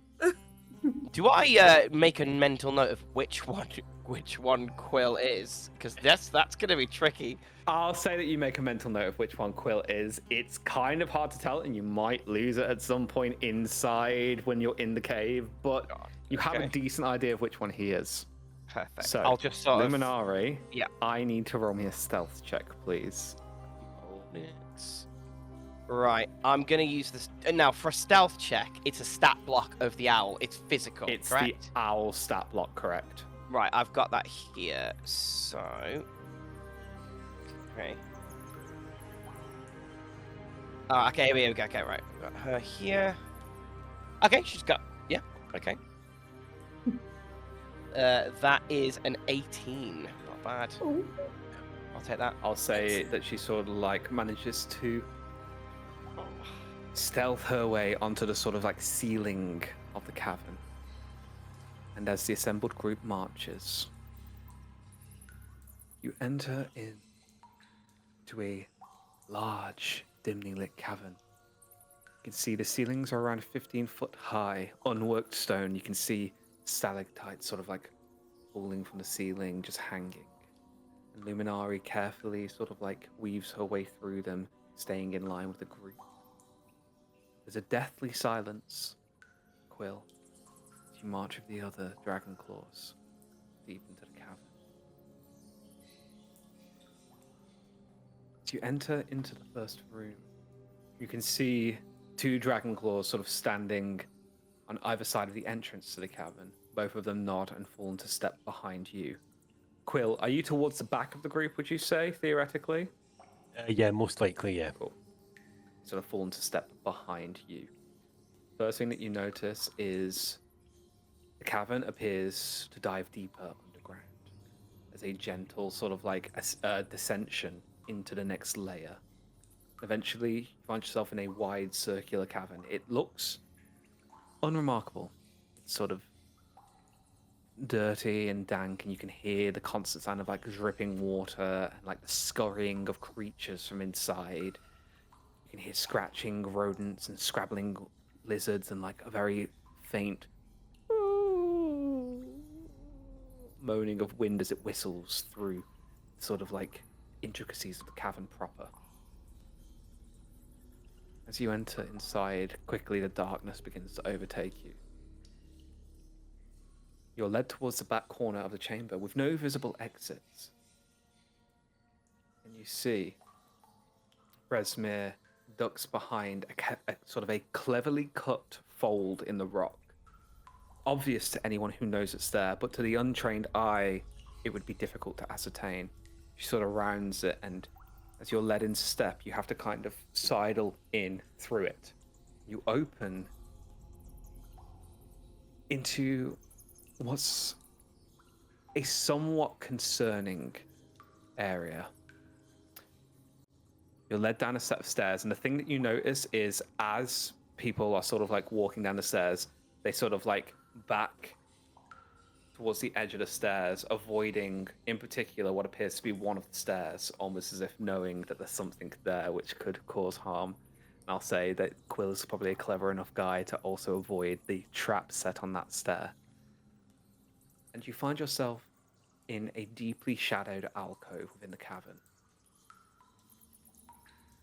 The only light which can properly be seen here is the light which is given off by what appear to be the covering of this particular area of the cavern. This vibrant, violent fungus, these mushrooms and these sort of strange fungal sort of like groves are coming from the ground. You could see that as Resmir and the leader sort of like carefully cut their way through it, the slightest touch releases a smattering of spores into the air. As you pass through, you look overhead and you can see what appears to be a bridge which goes overhead. You pass under the bridge. Eventually you find yourself in what appears to be a large chamber. You can see several pillars, sort of like natural stone, which sort of like meets the ceiling here.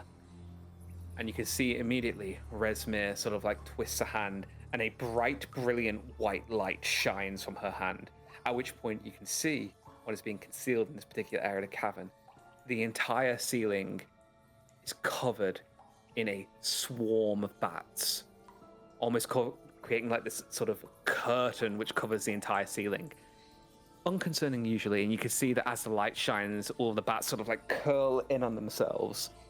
And you can see that sort of like amongst the colony of bats, the more concerning thing is the large flesh-colored sort of like bat-like creatures that are also curled up there. You can see that their faces sort of look down on you. I'll say, Quill, you're probably well-traveled enough to recognize these as sturges.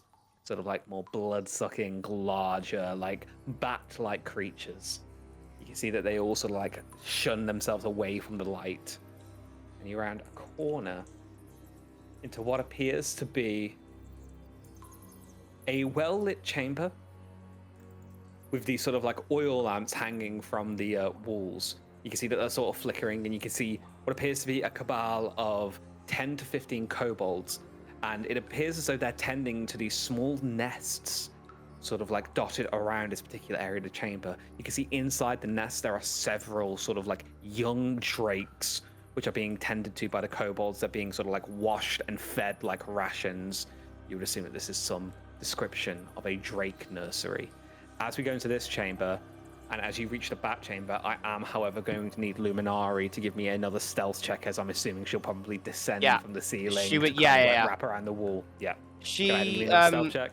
Yeah, that's fine. Her wing speed's obviously quite quiet, but I'm assuming it's also going to be the logistics of getting into that kind of section. It's doing it without being noticed or disturbing anything which this cavern has not inside of it. That's not as good. That's a 14. Okay. God.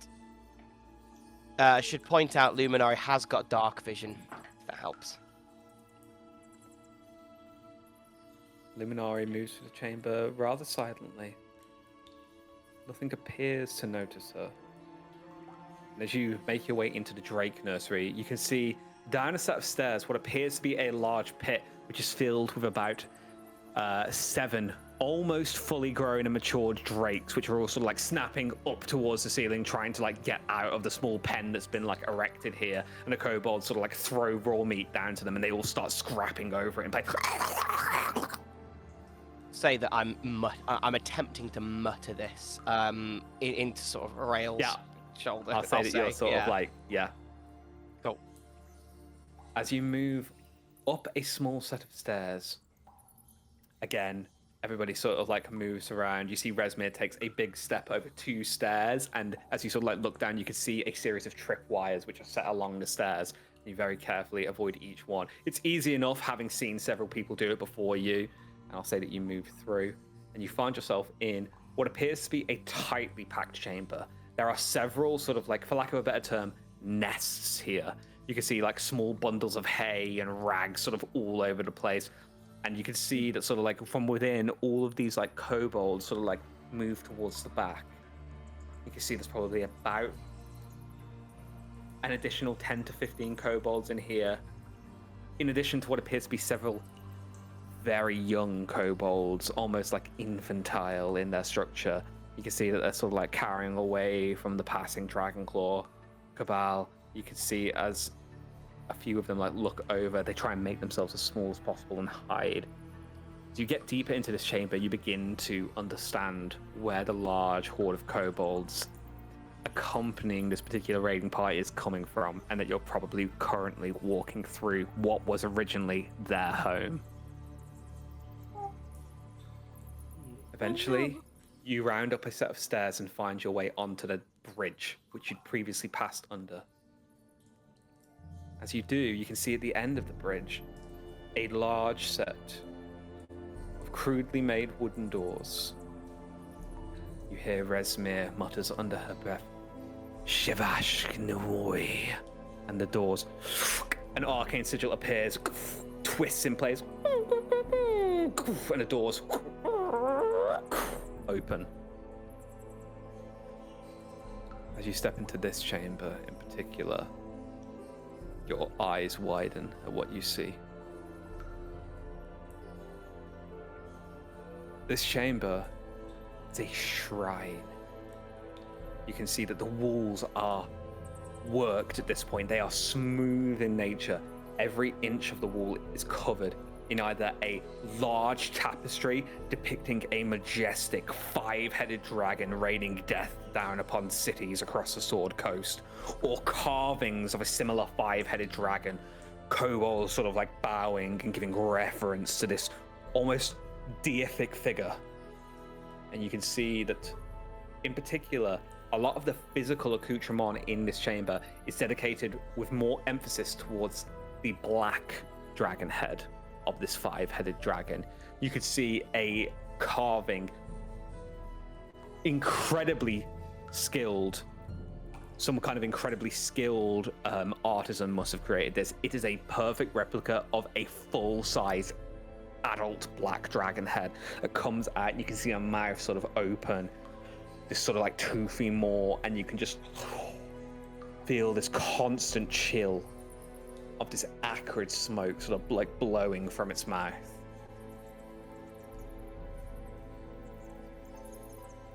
Roll me a perception check, Quill. Perceive real good. 7. Ooh. Towards the back of the chamber, what catches your attention is what appears to be a selection of maybe 6 or 7 humanoids. You can see that they all appear to be male, heavily muscled. You can see these rippling sort of like shoulders, all shirtless. You can see dirty, scraggly hair, unkempt, sort of like growing over their faces. You can hear that they're sort of like all legs like close to their chest, rocking.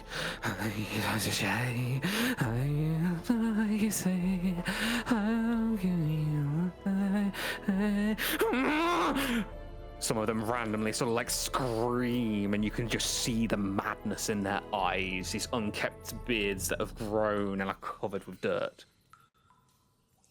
Behind them, you can see a portrait. An actual painting has been hung on the wall. What appears to be a large volcano. You can see screeching and fire beneath it. And the 5-headed deific figure, its heads rise from the fire, screeching as it's pulled down underneath this volcano. Resmir leads you further down a set of stairs. And what you see instantly disturbs you. Now, I need Luminari to give me another stealth check. And Quill, I need you to give me an additional deception check with advantage, please. Okay. That is a 15. Bit better, but not great. And I'm using my last knowledge of a past life to add a d6 to my deception check. So I got 17 plus 5 takes me to 22. Cool. So, an interesting thing happens to Luminari as she begins to come into this room. The ceiling is domed, and it is worked stone. And you quickly realize that there's very little places to hide as you sort of try to control Luminari around this room. I'll say that as you move towards the black dragon head, Luminari needs to give me a Constitution saving throw. What? A Constitution saving throw. Okay. Right. Oh, Don't kill God. the That is dog. a 3. Ow. Oh no! 3 creep. Yeah. How many hit points does Luminari have? Is it less than 2? Is it 2 or less? It isn't. It's 3. 3, incredible. Ironically, yeah. It's also. As Luminari moves into this sort of like chamber, she sort of like hides herself around the black dragon head. And for a moment, your sense is so attuned with your familiar. You smell this acrid breath. At which point, your connection is severed with Luminari, and you go. No! Lost On them. that note, I will put you back down Oh, gently. Oh, hello. And we'll Oh, come I in- thought you meant like put him down like a dog or something. What do you However- mean you've lost him? Quill will resolve what happens with you guys in a second. Quill, you descend a set of stairs.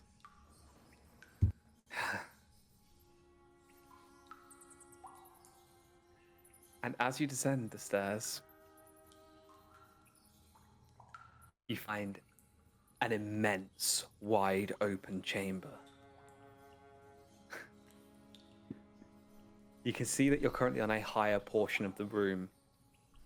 You can see that there are a set of work stone stairs banisters of the stairs are fashioned into that of a spiraling black dragon on either side, its mouth sort of like open, facing down towards the pit. Inside the pit, the thing that catches your attention first is the 3 distinct areas, inside of each of which sits 5 large black obsidian eggs. Dragon eggs? Stupidly asked. If you had to guess, you can see a woman dressed in fine black robes with crimson sort of accoutrement and implements, goes and tends to each one tenderly. You can see that she whispers, and you can see this almost like bright red, multicolored energy begins to spill from her fingers, and it's almost warming the dragon egg in place. You can see that as Resmir descends the stairs, she holds up a hand, and you see Madame Mondaf holds Dragonclaw's back. Resmir descends, and in Draconic she speaks to the woman. Which of the children is yet to be born?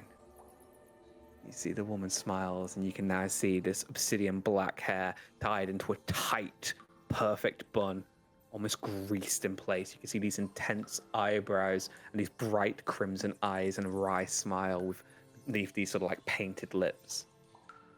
You see she walks over to one in particular, which has been placed on a pedestal in the center of the room. You can see distinctly cracks in the obsidian shell. The child will soon grace us with their presence, and the others, I would say less than a 10-day before the full clutch is birthed. You see Resmir takes one hand and strokes the egg.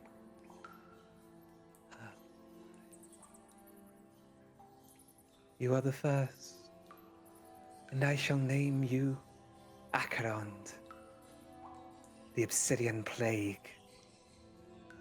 Oh, and what chaos you will bring in the name of our queen. At which point you see the cracks deepen. You see one shard of the shell. My devout children, witness the birth of one of Tiamat's chosen. And you can see a head cranes from the shell. You can smell the acrid liquid as it spills from the top of the head, and a toothy black maw emerges.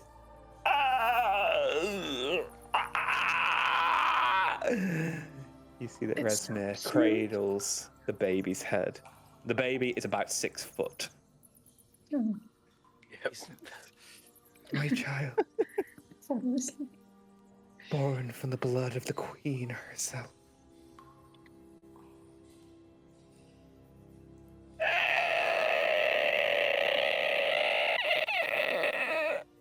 You can see the head turns towards the group of Dragonclaws and you, Quill.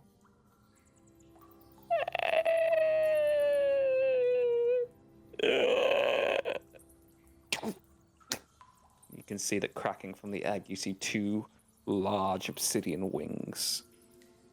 The creature claws its way out.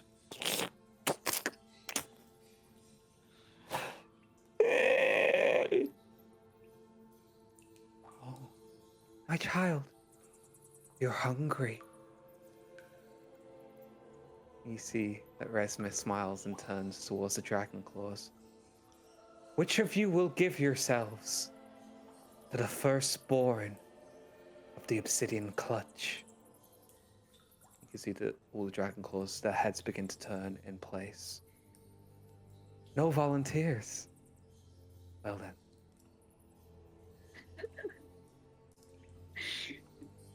Oh my god. Eeny, meeny, miny, mo. Catch a harper by his toe. If he squeals, let him go. Eeny, meeny, miny, you. You see she points directly towards you, Quill. No. No. Oh, At which Evil point, we're going to motherfucker. snap away from Quill. No. Nebulon, you. No. You evil motherfucker. I've lost. I've lost them. I don't know what happened. My connection was severed. What did you see? It is a very intricate series of tunnels. There are lots of shrines that specifically are worshipping the black dragon. It appears that way anyway. That's the last place I got to. It was quite a domed roof. It's Do you think This- Quill's in trouble? it did not appear that way the last time I checked, but anything could be happening right now. You need to go back there. You need to go back there. You can't lose him. I'll attempt to go back into Nebulon's vision. Anything? Your familiar has been dispelled. She's not. Luminari is not here. Whatever happened, she's back in the astral plane or wherever she resides. I could resummon her and try again, but I mean, I don't.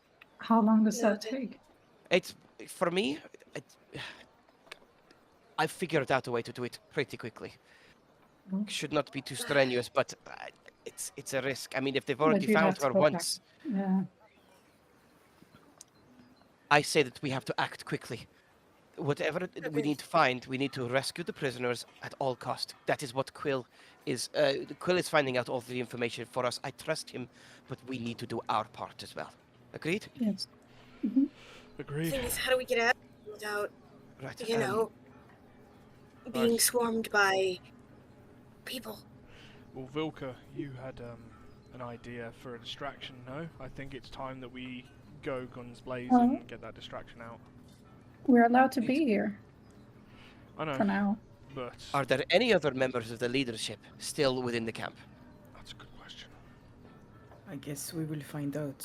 My Agreed. distraction will not blow my I will say cover, this, at least through for now. Luminari's eyes, Nebulon, you saw that as the Dragon Claws were sort of gathered outside of Resmir's tent, you saw Langdrosa was sort of like left behind and told to see the prisoner to the prisoner's tent. And at a certain point, I'll say, before you entered into the cavern, you saw Langdrosa with a heavily wounded humanoid figure over his shoulder, which he was carrying towards the prisoner's tent. Just the general or the commander, Langdorosa, I believe his name was. I think that's what he announced himself as, back in Greenest. And I was watching him. He is formidable.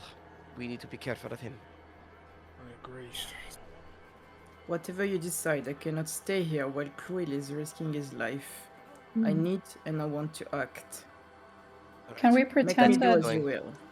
you guys are showing me around or something? That Like, and I Either I way. don't- could do a few tricks, maybe. The one that I'm most known for is my hair. In which case, does anybody have any potassium or alcohol, maybe? I mean, I've got some of this terrible ale left. Wait, you carried it around all this time? I was just walking around with the jug. I didn't know what to do with it. I didn't want to drink it. Well, hopefully, if it's enough, my hair might turn blue. Vilka, should we find a distraction place and then find out where that prisoner is? If it is what you want to do, then let's do it. Agreed. I'm Let's gonna- go. Well, what about... I was going to say we could You're- potentially let the drakes go as well. Let them out of the pen, go nuts. That could be an idea.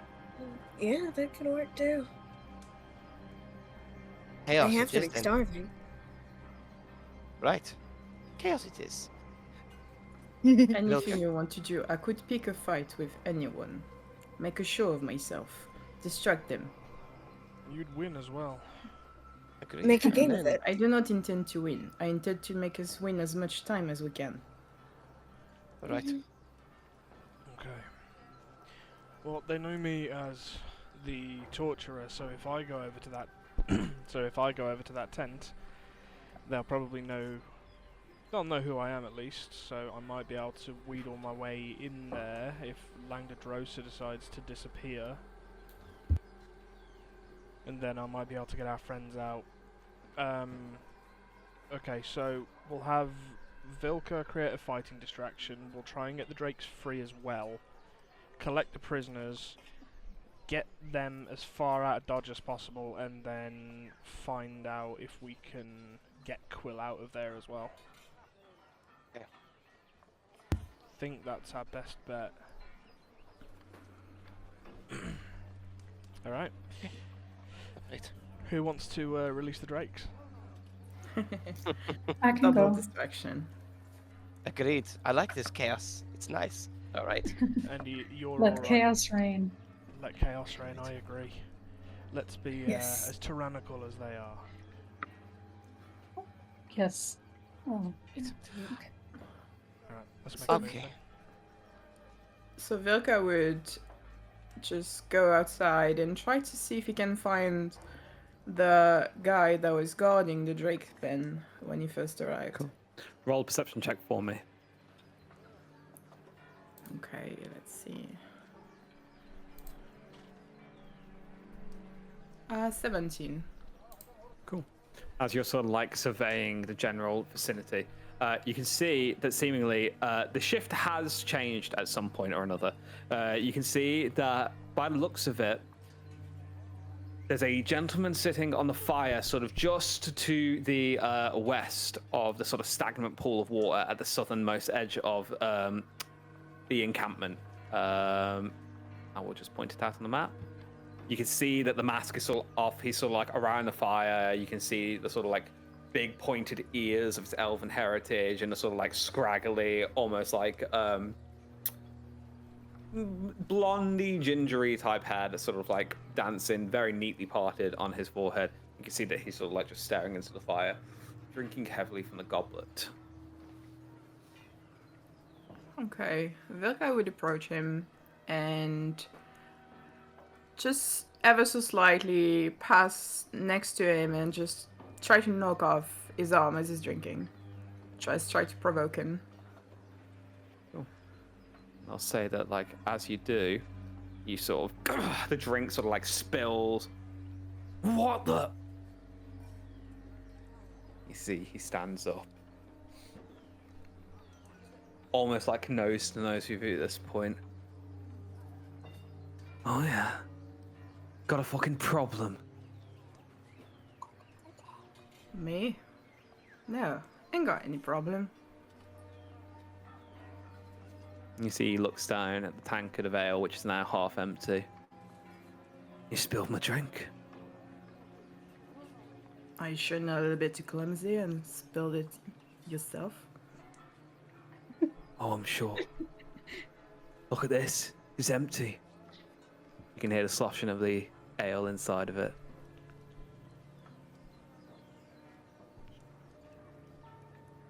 And so you want me to piss in it to fill it?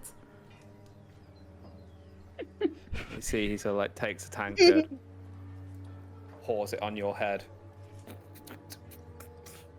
It's going down. Yep. So, you or me? You say you wanted to show me a little bit of your tent, but I think we should do that right up there in public. You see a hand sort of like rests on his hip. And he draws a dagger and attempts to slash at you with it. At which point, I'm going to need you to go ahead and roll initiative for me, please, Vilka. Okay. That, however, Fight! Fight! Pow! that, however, is only a 12 to hit. 12 wouldn't hit, but he's got the advantage over my initiative. Correct. So, that's worse, a 10 to hit. So I'll say as he goes to like slice at you with the dagger, you quickly sort of like grab the arm in place, throw it to the side, and moving into initiative, Initiative 8 for Vilka. Initiative 5 for the cultist. So, Race to the bottom. Vilka, as you sort of like slam his arm to the side, that is your turn. Okay, so as I intend to make as much of a show as I can, I'm gonna attempt to grapple him and throw him a little bit further to the fire so I can attract as much attention as I can. Roll an opposed athletics check for me. Cool. You gonna burn this bitch? That's 23 for me. Hey. Okay, you win. So I'll say, as you sort of like slam the dagger back, he goes up for another slash. You sort of like wheel him around, sort of like hold his arm, pin his arms to his side, throw him forward. He stumbles into the fire and oh fuck! You can see that he sort of like dusts himself off at this point, prone, sort of like half in the fire. Anything else from you, Vilka? I'm That's gonna your yell, "That's what you get for disrespecting the draw," as loud as I can. At that point, you can see as he sort of like draws the wickedly curved blade from his back. Wickedly curved blade! Turn, uses half his movement to sort of stand up. Let me move you into the fray, Vilka. I'll say that people sort of like Are back we around nearby? Are we nearby? Yes. So, I'll say that. Would you guys have come out to engage as this is going on? I would have probably attempted to try and find a way. I'll wait for the distraction to take place where people are starting to notice, and then I'll attempt to do something. So I'll wait until then. So, does everybody want to roll into initiative so we can resolve this as we go? Yeah. God help me, I can't for it, move guys. my token. Except for you, Quill. You are preoccupied. Oh. Honestly, I just want to hit some stuff so I don't think about Quill potentially dying. Let's delay his death as much as possible, guys. Okay, Harold, Kyra 22, Nebulon 17. 17, Rail 18. and Serena. 4. Oh. 4. Incredible. So you guys begin to see the cultists and the sort of like bandits begin to like circle around and watch this show as it's all beginning to happen. So moving back into initiative order. So it was Vilka, that was the bandit. We'll say that as this is all kicking off, you'll act at the top of the next round. So bandit's going to draw the wickedly curved blade and he's going to go ahead and make 2 attacks on you, Vilka. With blades? That's cocked. That's cocked again.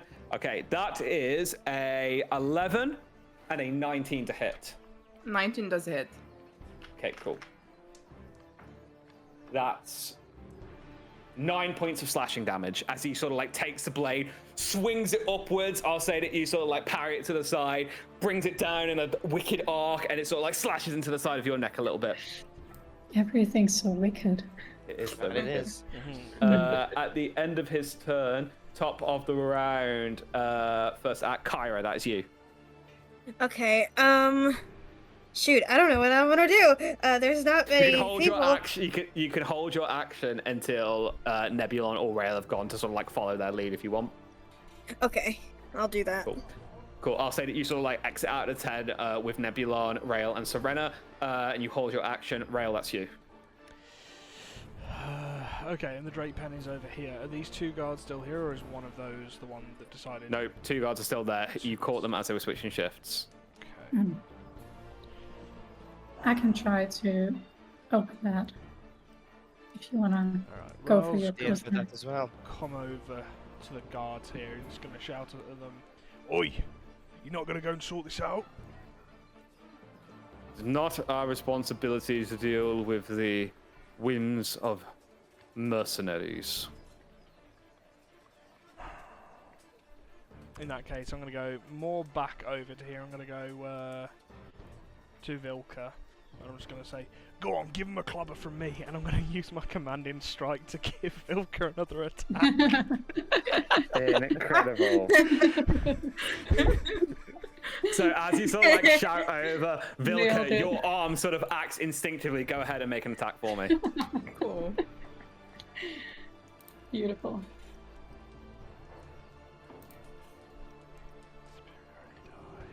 Hmm. 10 to hit. 10 is gonna miss. So as you do, you sort of like snap your arm up, and he catches the sort of like edge of the blade in the curve of the scimitar. Sort of like swings it to the side, and it so it doesn't fall out of your hands, but sort of like is parried and sort of like is loosely to your side. Anything else from you, Rael?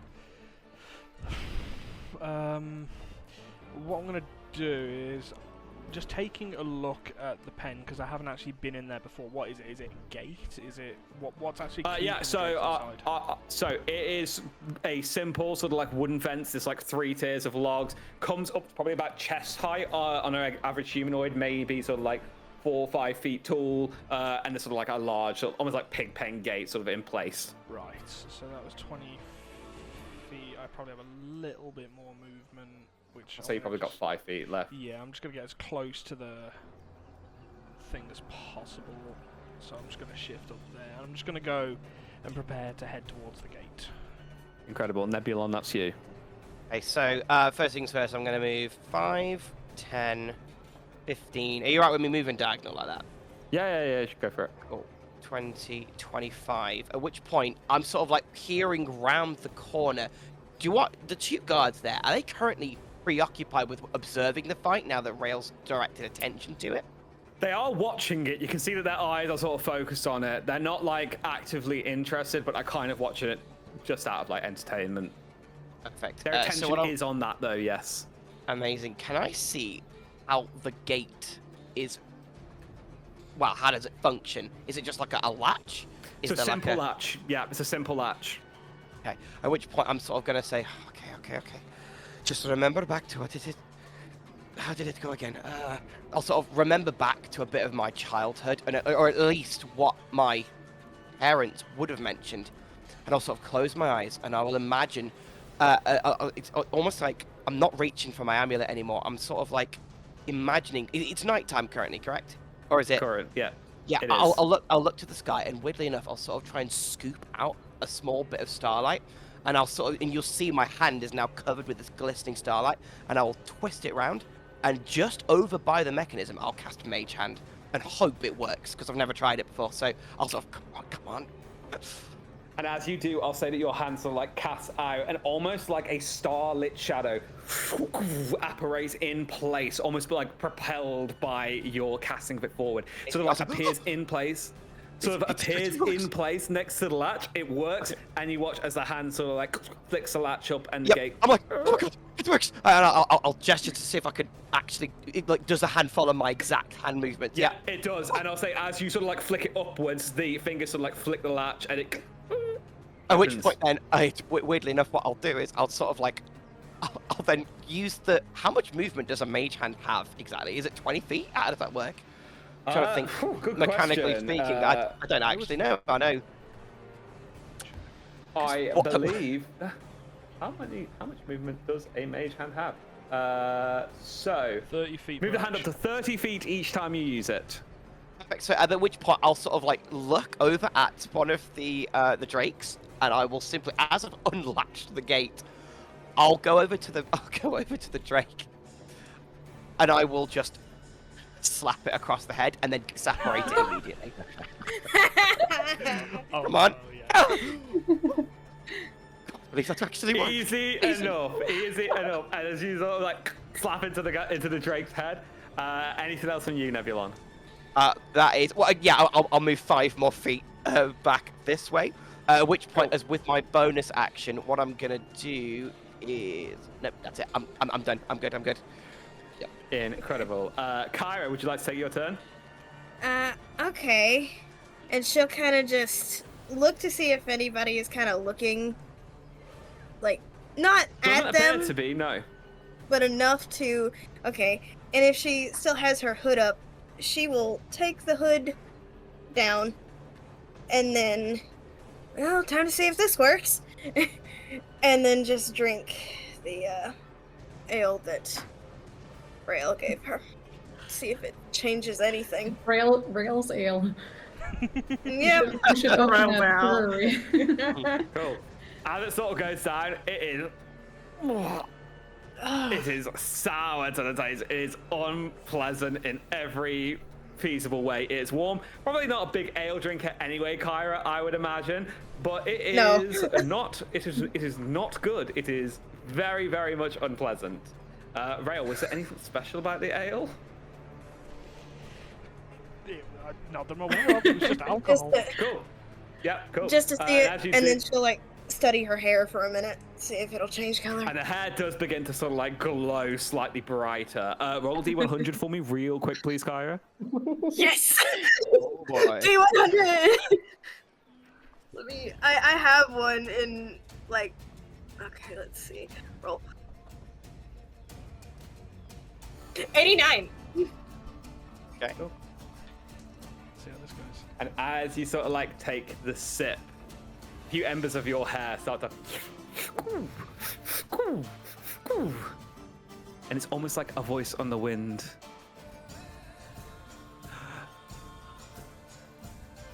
Alcohol. Alcohol. Alcohol. You feel a burning rage inside of your blood. Yes. That's all. What the fuck? And just like Oh, she's very energized now. What the hell was that? Incredible. Anything else from you, Kyra? Does Serena ask that? Yeah, sorry, Like, you've already out seen this Sure. happening. Yes. And the voice is audible, weirdly enough. You can hear it sort of like echoing. Is your inner voice German? I don't know, but since you asked what that was, that, my friend, is fire genasi magic. Whoa. And she will like just boop her on the nose after saying that. Me? Okay, sure. This is a whole new Kyra. This is like the first stage of Kyra's drunkenness, or Yes. getting overly And then- That's affectionate. you. And it will get Oh. progressively worse. Oh, Vilka, that's your turn. Okay. punch, I punch. will. Bonus action rage. Because Yep. if I last longer, then I can make a longer diversion. And then I'm gonna. Let's see. I'm gonna. Yeah, take a swing at him. Cool.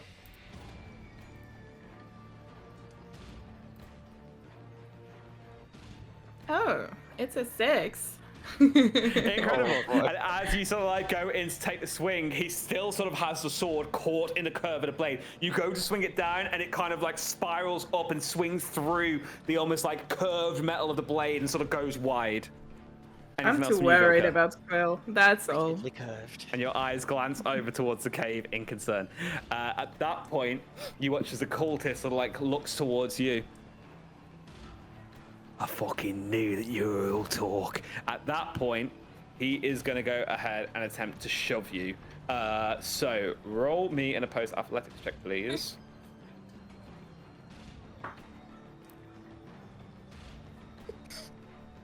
$21. Incredible. So I'll say that it sort of like staggers you back 5 feet. You manage to like stay on your feet and you knock into the bandit behind you. You can see that the drink sort of like goes wide on the bandit behind you. He sort of like stares at the guy next to him and just wildly throws a punch in his direction. At that point, the guy sort of like stares up at him and goes, "You fucking cunt!" Swings wildly at the bandit next to him, and then they also begin to scrap at this point. Perfect. Infighting! Incredible. this. Cool. That takes us to Serena. That's you. Okay, so is the Drake pen currently open or not? Is it like... Drake Pen is currently open. Yes.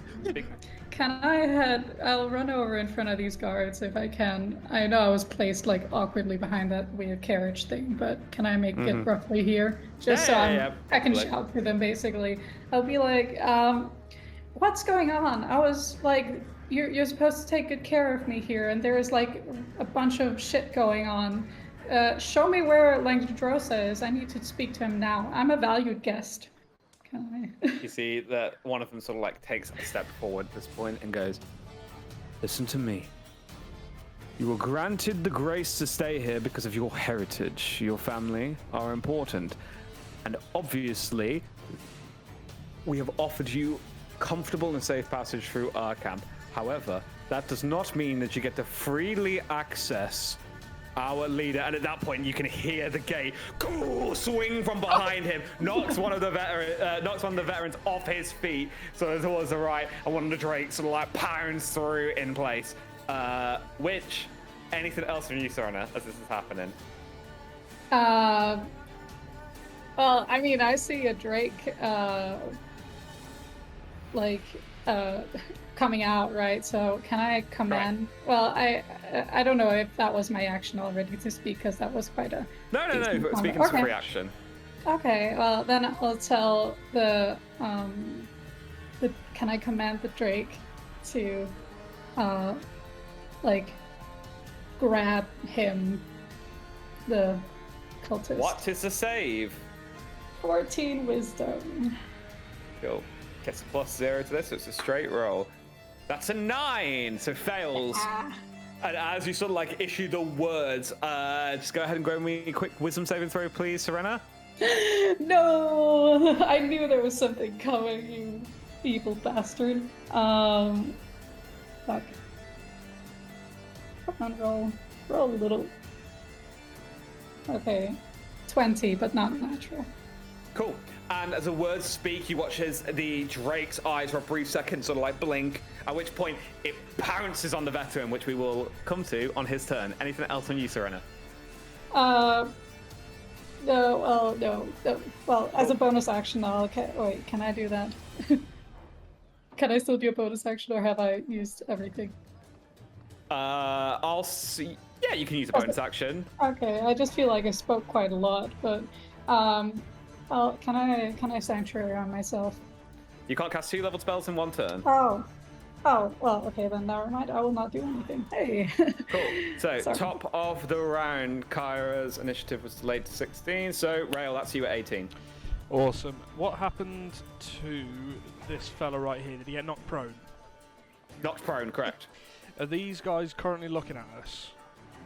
They're now looking at the drake that's just charged out of the pen and knocked a guy prone. What to do? Okay. Langdrosa was heading down towards the torture tents, right? You would assume, in the time it took you having the conversation back inside, Langdrosa's probably back inside the commander's tent now. Amazing. What I'm going to do then is I'm going to use the dash action. I'm going to go past Kyra first. Yes. So she'll like wave at him. Yeah. So when I reach Kyra, I'm going to say, set fire to the tent. Boom? Boom. This one here. And I'm going to use the rest of my 35 movement to get as close towards the torture tent as possible. And then you can still see me, Vilka, and I can still see you, so I'm going to shout over again and say, Vilka, stop fucking around, batter him! And I'm going to use my my ability again, my Commander's Strike, to give you a free, just a single attack on that guy. Don't need your oldest, soldier boy. I'm missing again. Oh, no. As you do, one of the guards, as you go to sort of step forward and swing the sword, one of the bandits sort of again, you sort of swing wildly. Missing. It would make a difference.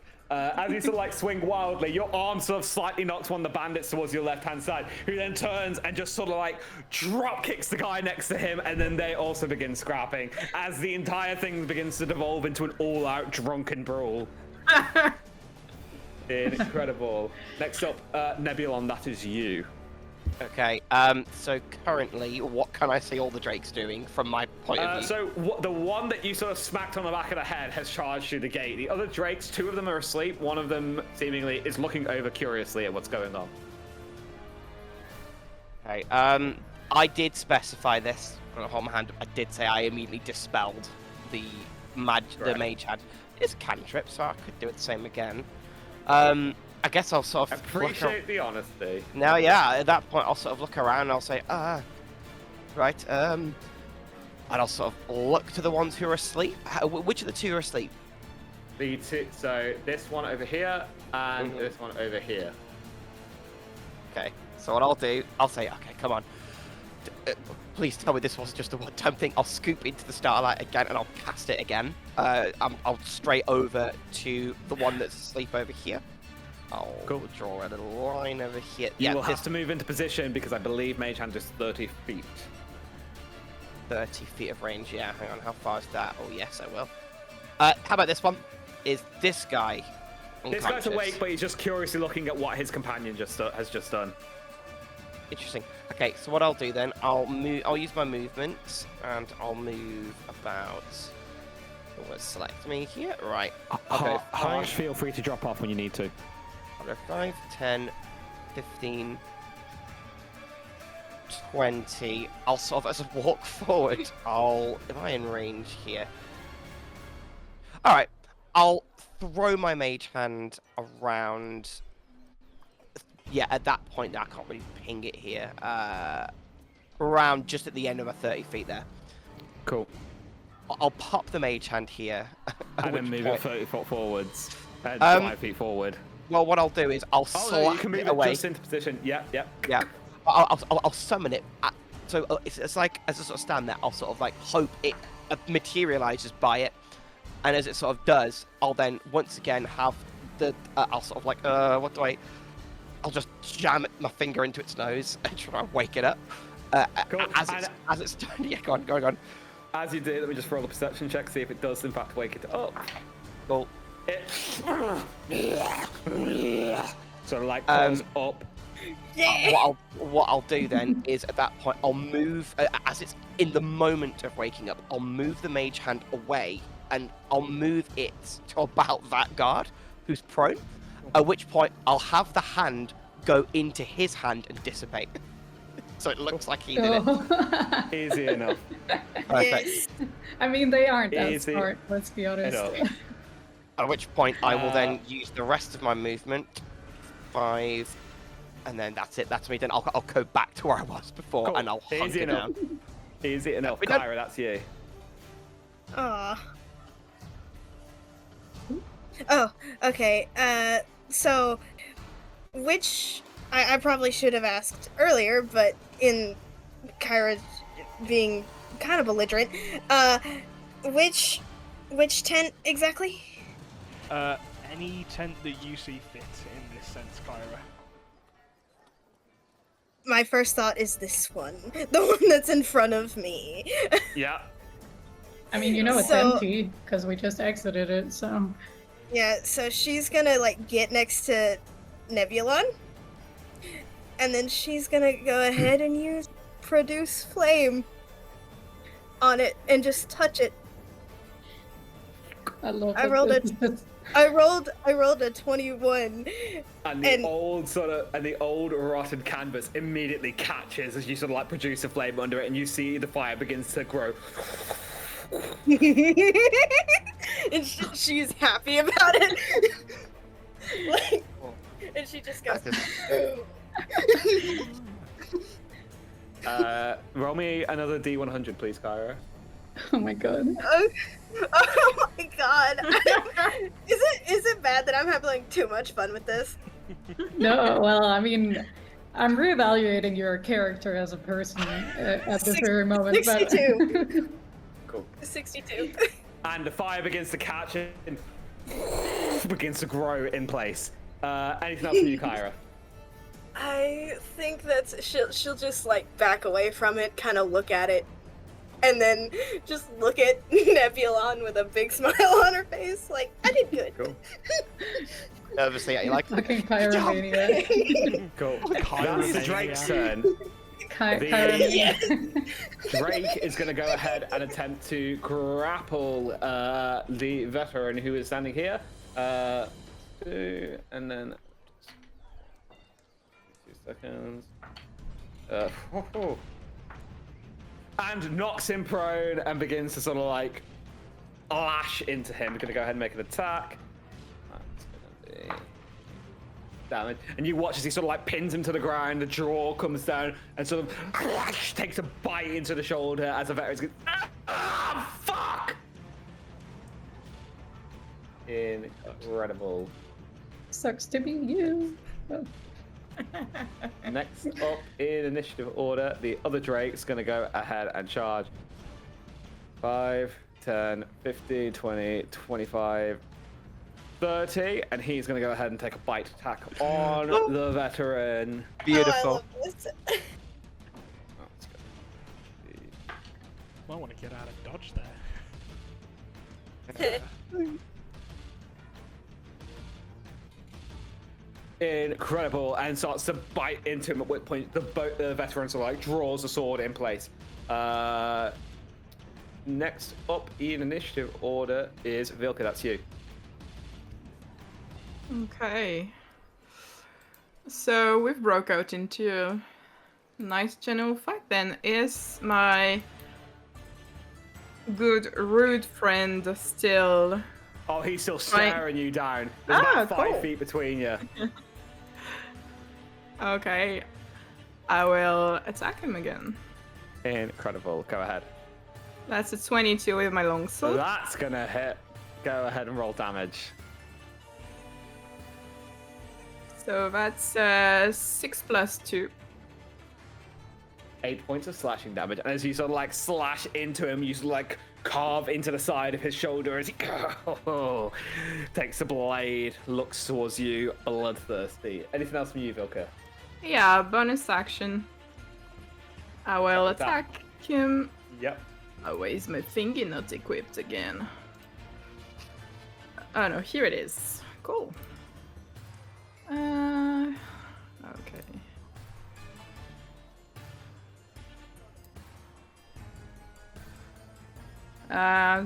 I don't think 12 would hit. No, 12's gonna miss. So as you do, it sort of like slangs and bangs into the shoulder pollard as he sort of like takes the scimitar, and on his turn, he's gonna go ahead and make 2 attacks on you. Oh, poor Vilka. That's a 23 and a 17 to hit. 23 definitely hits, halved. Cool. That's 4 points of slashing damage, halved to 2. Okay, cool. Cool. Next up in initiative order, Serena, that's you. Oh, okay. Does Serena know if Drakes speak Draconic? Roll me an intelligence check. Just flat roll plus your intelligence. I just want to say that the internet says that they understand it, even though they don't speak it. But like, it's your rules. Let's just see if you know that. Oh, that's an 8. That is a point. But Maybe? history- Well, I mean, I can still give it a try, right? Yeah, I'm just maybe. gonna- You don't know. Yeah, You never okay. really like dragons and drakes are kind of the same thing. Yeah, they speak Draconic. I'm just gonna shout at them. Remember, these are the people that kept you captive. And then I'm pointing at the cultists. And then I'm gonna fucking run. Roll a persuasion check for me. I'll say you can roll some advantage because you are correct.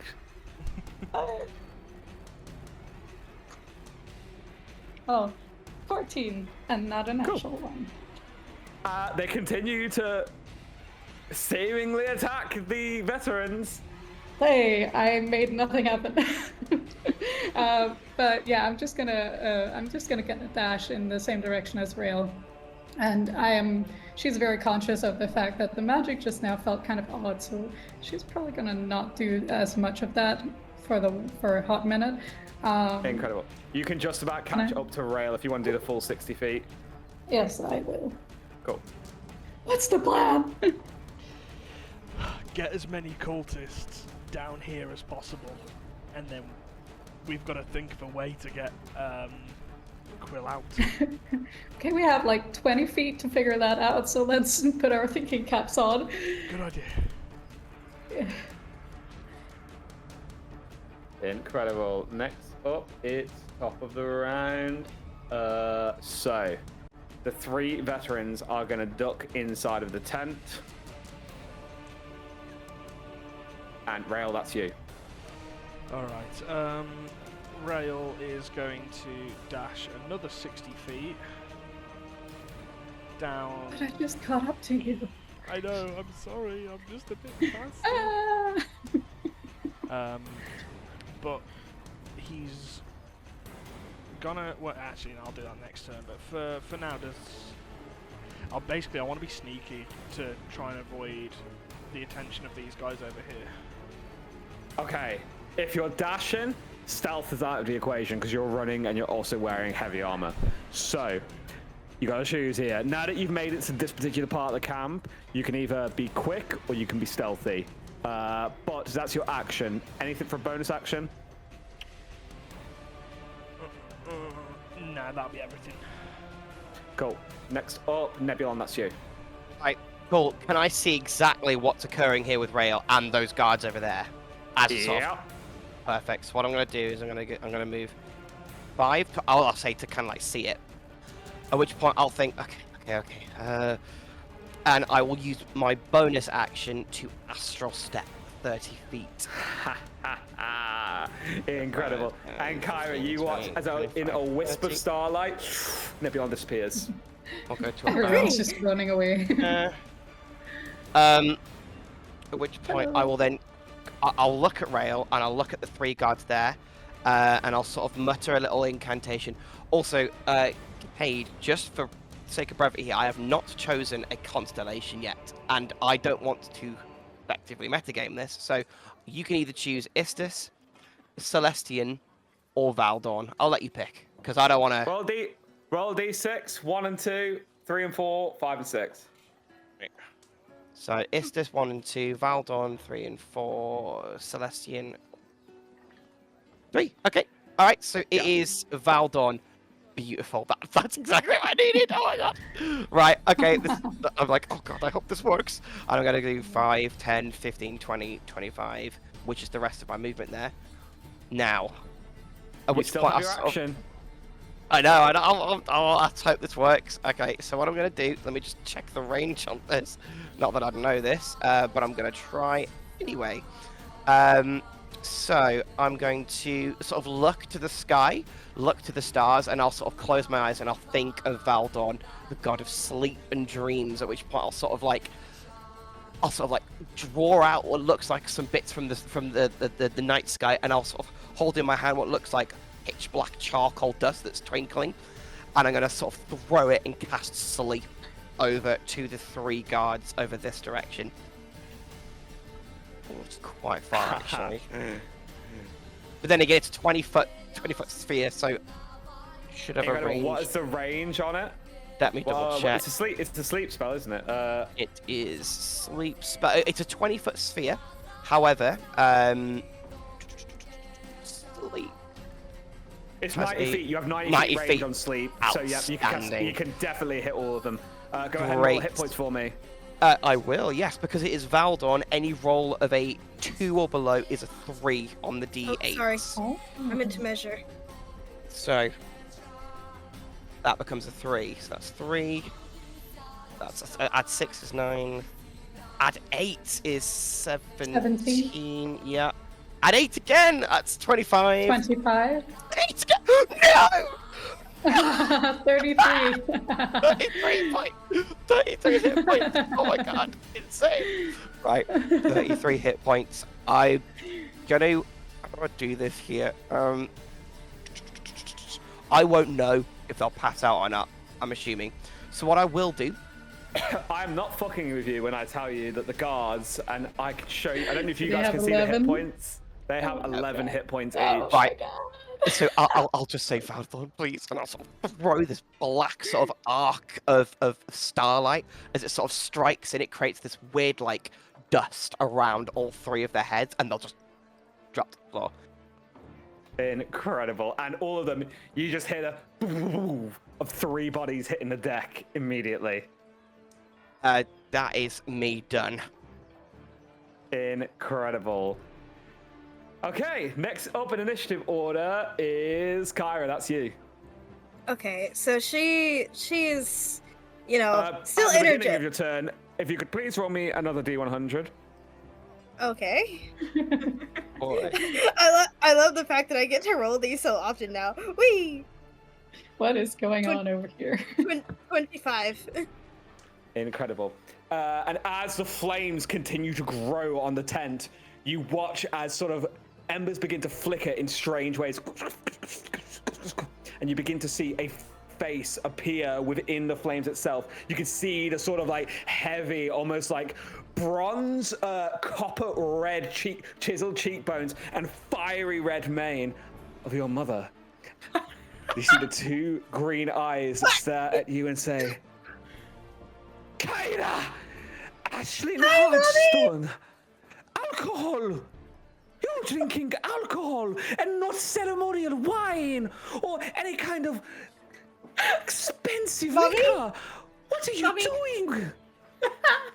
Mommy, I'm sorry. I can explain, but right now is not the best time for that. What are you doing? Where is this? Are you not at school? It is evening! Oh, God.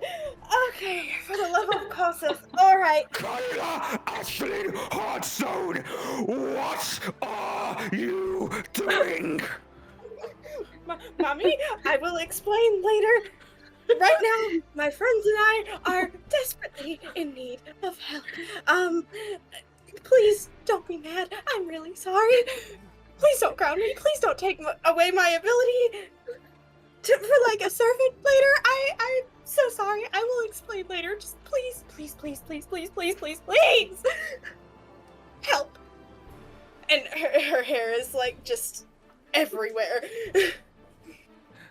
My darling princess of Crimson Fire, you know that I am bound to my vessel.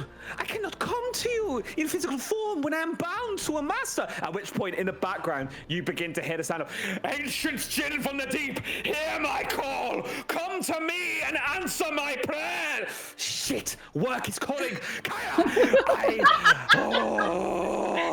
you do not know the rage in my mind right now.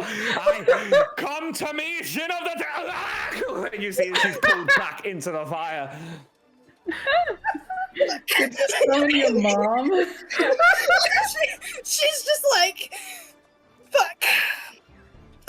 Well, shit. And Kyra, whether you choose to take an action this turn or reflect on your actions is entirely your volition.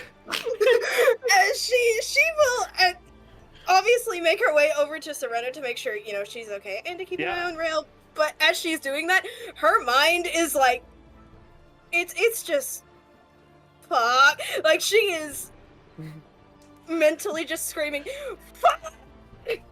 Just, I can make my way over there. By the way, Serena, that was audible. You heard that. Probably so did you, Nebulon.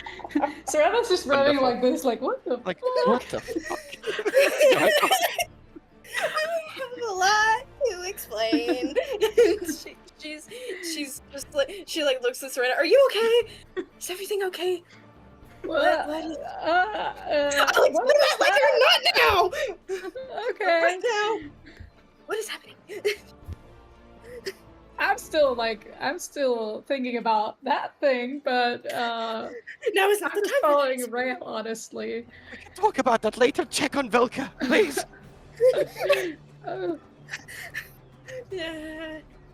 Incredible.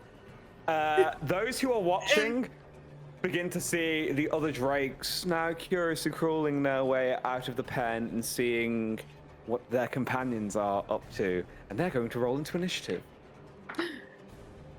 Cool. And they tell their buddies what I said, right? Like, good little Maybe. dragon. The 2 drakes are going to make attacks. Cool, and then make a shred in. I think all this is the like free-for-all buffet right now, you know. Yeah. Vilka, that's you. Okay. You disgusting little underdark dweller. Oh, I'm gonna wear your head as a necklace for the next 15 years. And then I'm gonna return it to where you're from. I'm gonna put it on a pike, and I'm gonna warn every dirty black elf that dares walk and crawl up from the Underdark that this is what happens when your kind come up. What was your attack? That's a 21. Incredible. And as he's sort of saying this, you'll slash into him. Go ahead and roll damage. That's piercing, by the way, and that's an 8 piercing again. Incredible.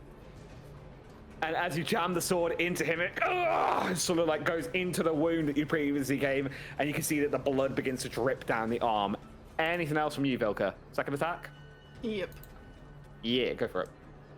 16? Just hits. Cool. And that's a 9 damage. Incredible. And as you do, you sort of like slip a little bit, but intentionally it cuts a part of the neck, and you can now see blood beginning to pour severely from the wound and sort of like dripping down into the armor, down his legs and onto the floor below as he, you son of a whore! He's going to draw the blade and lunge at you on his turn with 2 wild attacks. That's pretty good, actually. That's a 22 and a dirty 20 to hit. Yeah, both hits. Incredible. Not so grand damage. That's 9 points of slashing damage, half to 4. Okay, cool. Incredible. And Serena, that's you. They took away our stuff. Did they ever give it back when they It were was like... returned. Yes, it was returned to you when you were released back into the camp. Okay. I'm gonna be like, oh fuck, Vilka, and I'm just gonna. Why am I so stupid? I'm dash actioning like Yes. over, which is, I'm gonna. Okay. There let are a me bunch move of like bandits and cultists I'm gonna go fighting at this point. Yeah. And can I pull out the 2 wickedly curved blades I have and and dual wield them? And obviously You can certainly try. Look, and then I'm gonna be. I love this. I'm gonna tell them. You can't hurt me. I'm a valued member. I'm a valued guest, and I'm just gonna. I can't actually attack because I don't have an action left. But story-wise, I'm gonna attack after that. You see when the bandit turns around and goes, "Why are you getting in the fight, you dickhead? What the fuck is wrong?" Oh, gee. At which point, that takes us to top of the round. At which point, emerging from the guard tent, guys see the 3 veterans, in addition to Langdrosa steps out. You see he sort of like peers, and you see 2 piercing blue cerulean eyes that fixate on first the guards and the veterans, then the bar brawl that's happening. Serena and Kyra in Draconic, you hear there's a booming voice sort of shout out, Enough! and you see as the guard Drake sort of like back away in fear from Langdrosa. No. Incredible. That's his turn, which takes us to Rail. That's you. Just a quick question, DM. You know this rock face here? This big rock slidey stuff? What am I looking at? Just past the torch tents. Yes, that is the cliff. Is that climbable? I knew someone was going to ask this question. Yes, it is. As you sort of like survey it, it's not worked It is climbable, but it'd be a difficult rock climb. Okay, good. Right, first thing I'm going to do is I'm going to check this tent to my immediate right. I'm going to try and find out where our harbour friend is. Okay. Roll me a perception check. Nat 20. Cool. I will say this. Yes. As you sort of like stop yourself as you get into this sort of like opening in the campfire where the sort of prisoner tents are, you survey the ground and your investigation sort of takes over. Your logical mind takes over in a moment of adrenaline. You survey the ground and you can see on a sort of like workstone beneath your feet, there is blood which looks relatively fresh heading towards this particular tent. Alright, that is exactly where I'm heading. I will go there with a dash action. Incredible. And as you do,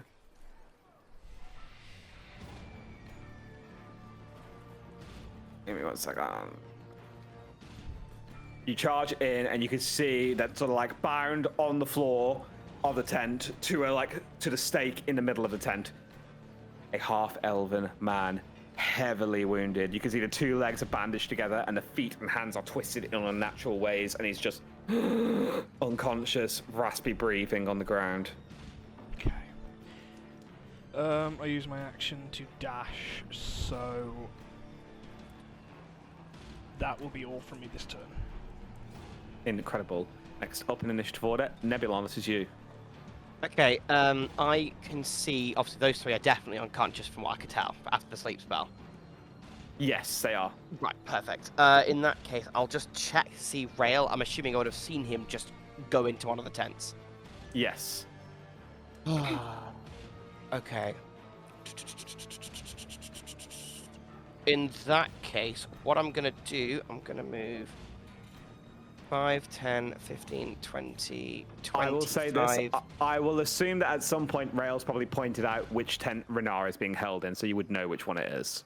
That's perfect. What I'll do is I'm going to sort of, in 30, I'll sort of hide kind of like, wow, I'll go up sort of next to this. I'm assuming these are like, is this shrubbery? It's like a thicket of trees. Yeah, it's like a it's like a thicket of like dense shrubbery. It's like 4 foot tall in itself. Amazing. So you can go get in it.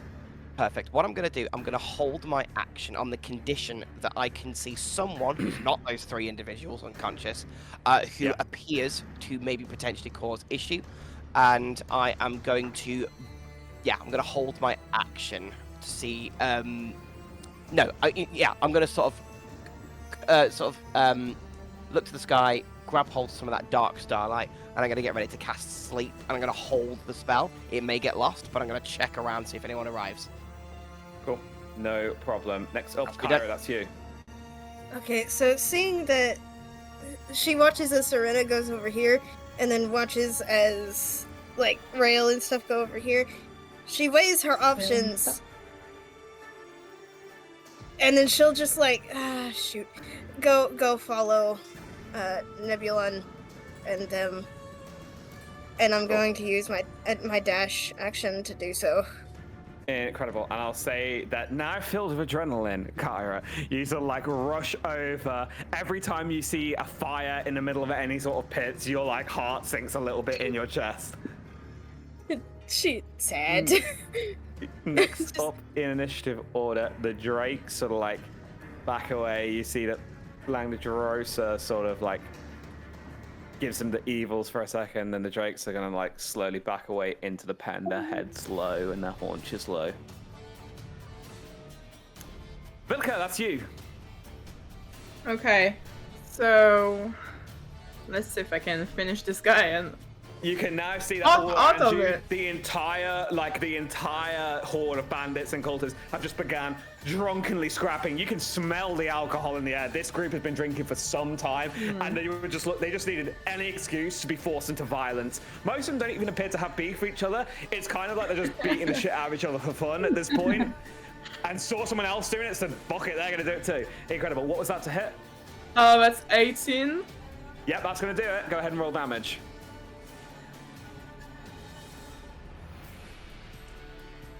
I think I didn't roll the right damage. Hold on. Oh no, I did. That's 12. 12. How do you want to do this? Okay, so wanting to bank out of here as quick as I can, I'm gonna just like take full motion with my dagger and just jam it into the cut that I made before and push him a little bit outside the group as much as I can. Yeah, and as you do, he sort of like slams into the skull. You sort of like knock him back, and he falls back into the fire. At which point it kicks up.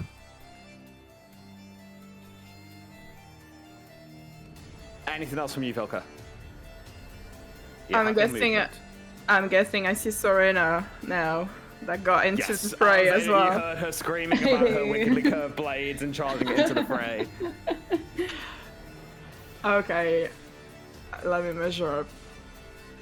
Okay, I'm gonna move to grab Serena and just like drag her around. Let me see the movement. I know I was gonna do stuff.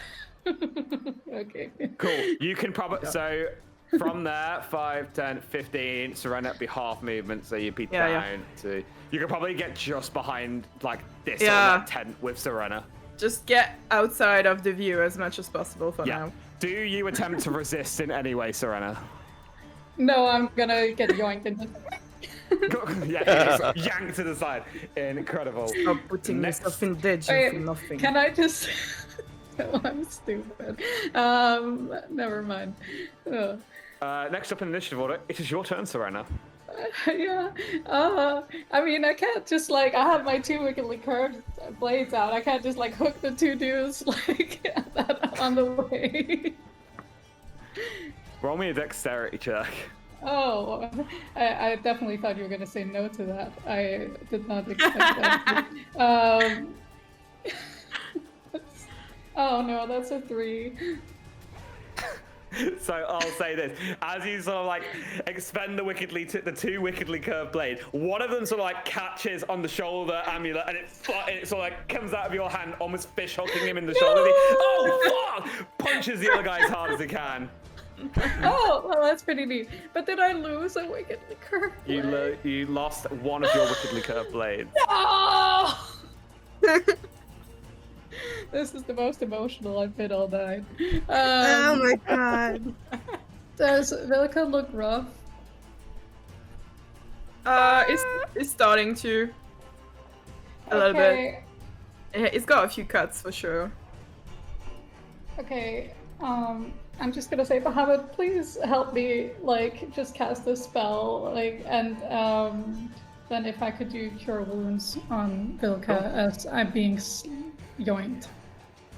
And as you sort of like put your hand out, almost flinching for a second, Just like, please! the spell completes.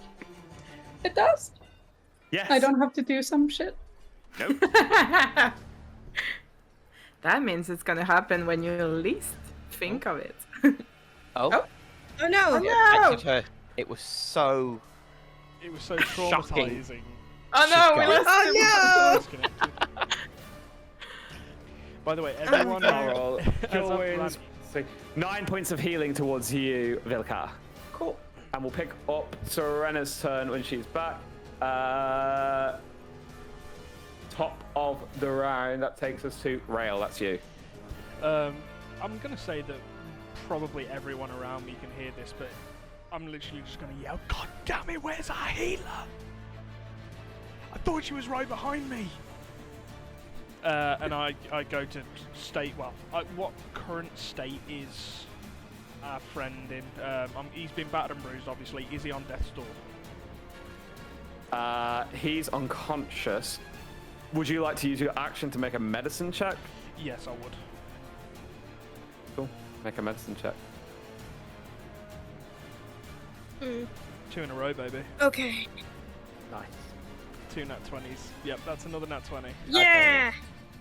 He's alive. He is unconscious and several levels of exhausted. He is not getting up and moving by himself anytime soon. Alright. Serena is back! In that case, I'm going to Hey. use my movement to come back out, and I'm going to come just next to the fire here as to usher over the rest of the party just to visibly show, like, come. Yep. And Nebulon, that's you. Okay, see, obviously my held action, the spell sort of just disappears and I lose the spell slot. And I'm like, okay. I'm assuming I'll see Rail signaling over. Correct. Alright, so I'll go 5, 10, 15, 20, 25, 30. I'll call out, Rail, what is it? You know your little trick where you just went from one place to another. Can you do that again? I probably can. I don't know. Why? I immediately point to the top of the cliff. How tall is this cliff? I should have known he was going to ask me that question. The cliff. If I had to tell you specifically how tall the cliff is, it's an interesting question that you ask me how tall the cliff itself is, because it's a matter of questioning What? at which specific point I was trying to what's the word, stall until I could find the information in the book. They are 30 feet tall. Smooth. Amazing. That's ironic. That's my range. I'm gonna get my rope out and just show it him as if, and I point to the rope and then point to the top of the cliff. You motherfucker. Yep. I mean, Okay. I'll use the dash action to run 5, 10, 15, 20, 25, 30. I'll say I could grab the rope from you. Cool. While you're here, Oh, yeah, God. get up to the top of it, secure it, and we're gonna get the 2 hostages. We're gonna climb up there, and we're gonna get them out of dodge. Then we're gonna think of what we're gonna do with Quill. Right, okay. I'll sort of close my eyes, try to imagine like a comet blasting through the constellations, and I will just try and. Don't tell me you've got another astral step. Don't do this to me. I have. Fuck with him. Fuck Well, with him. you're gonna hate me when it becomes my turn because I just checked. I have Misty Step and it's 30 feet. Yeah. So I'm going to just close my eyes, imagine a comet blasting, and I'm gonna go, oh, please, please, please, oh, and I'll just grab the rope, and I'll bamf up to the top of the cliff. It's anything you're holding as well, isn't it? It is indeed. Yep. And all equipment, and I'll bamf to the top of the cliff like, and I'll sort of hold on to it on this end, and does it cost any actions bonus action to just drop one half of the rope as I sort of hold it? I'll say that Rail's got one end of the rope, right? Okay. You've got the other end of the rope. You bamf with the one end of the rope, and it's just sort of like loose against the side of the cliff face now. Let me just check something. I can tell you, the rope is literally it's like at the bottom of the cliff, spiraled out to probably 50 feet pendant rope, baby. 50 feet, baby. Amazing. Cool. I'll stay at the top. I'm all done. Cool. Next up in initiative order is Kyra. That is you. Okay, first though, do I need to roll another D100? Let me just check. let's see if Mommy's busy. No, you're just out of range. Okay, thank God. So I'm gonna use my. Well, I don't know. If I use my dash action, I won't be able to use Misty Step. Damn it. So I'm gonna go ahead and walk, or run rather, like right there, so enough to see and hear Rail. I'm just And wondering- she's incredible. she'll like wave at him, be like, "What's the plan?" and I'll just point straight to the top of the cliff face. The rope is hanging down from the cliff face. All right, she'll go, "Perfect," and then I'm going to cast Misty Step to get to the top. Okay, so case in point, Close enough, yeah. actually, no, but I believe Misty Step is a bonus action, so you could actually. Dash and then. Dash Yes. and then And then Misty okay, Step. thank I think you. it's a bonus. I think Misty Step's a bonus action. It Let is me a just bonus double check. action. It's a bonus action. Yeah, it says bonus action on the thing. Yes, it is. So yes, Kyra, you can absolutely run over towards the cliff face and bam up to the top with Nebulon. Yes. She's just like, "Hi." I'm not. Incredible. Oh God. So, Next up in initiative order is... At which point the veterans are going to secure the fence for the drakes. Langdrosa is going to go ahead and take...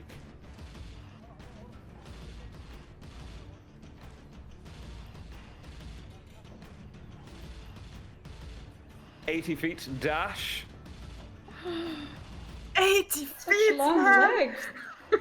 Over into the Thray, and you guys begin to hear... Whoever throws the next punch will be crucified at the entrance of this camp, and I will personally see to it that every member of your family is mailed a piece of your body as it's pecked apart by the carrion crawlers. And you watch as all the guards in place, sort of like all the bandits, drop their weapons and... Okay.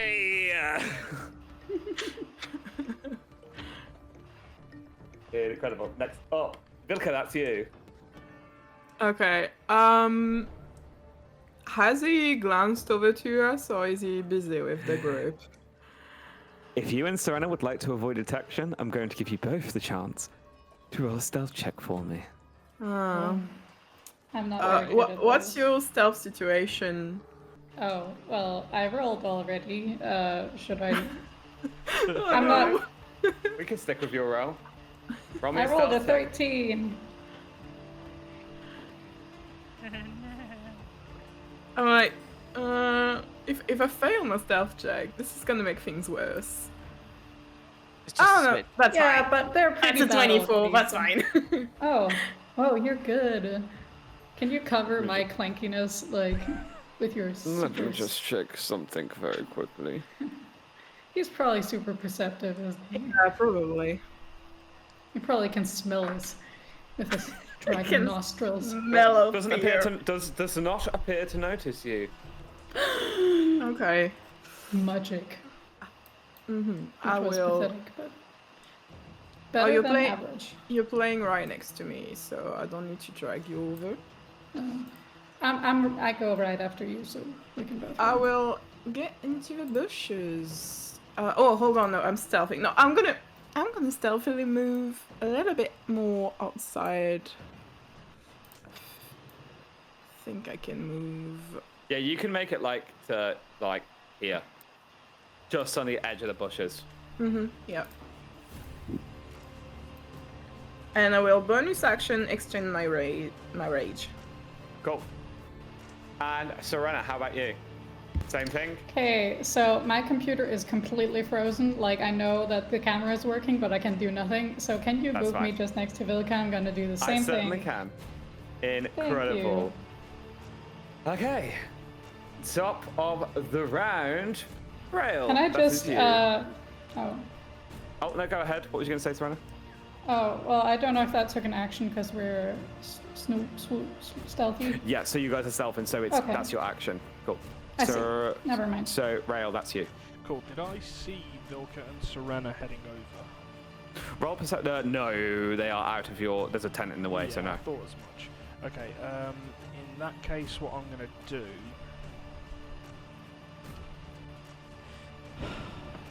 He's a loudmouth, so first thing I'm going to do is I'm going to go back into the tent.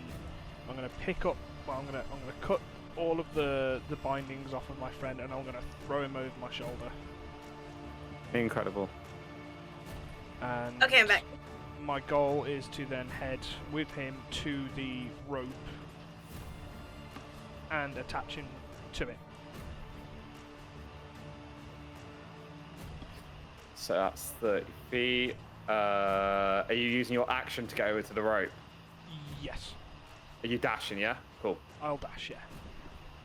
Cool. So you can get just to the side of the tent because you're carrying him, you're moving at half movement. Yep. So you're most of the way there. Awesome. I will Incredible. just do that then for my turn. I'll pass turn.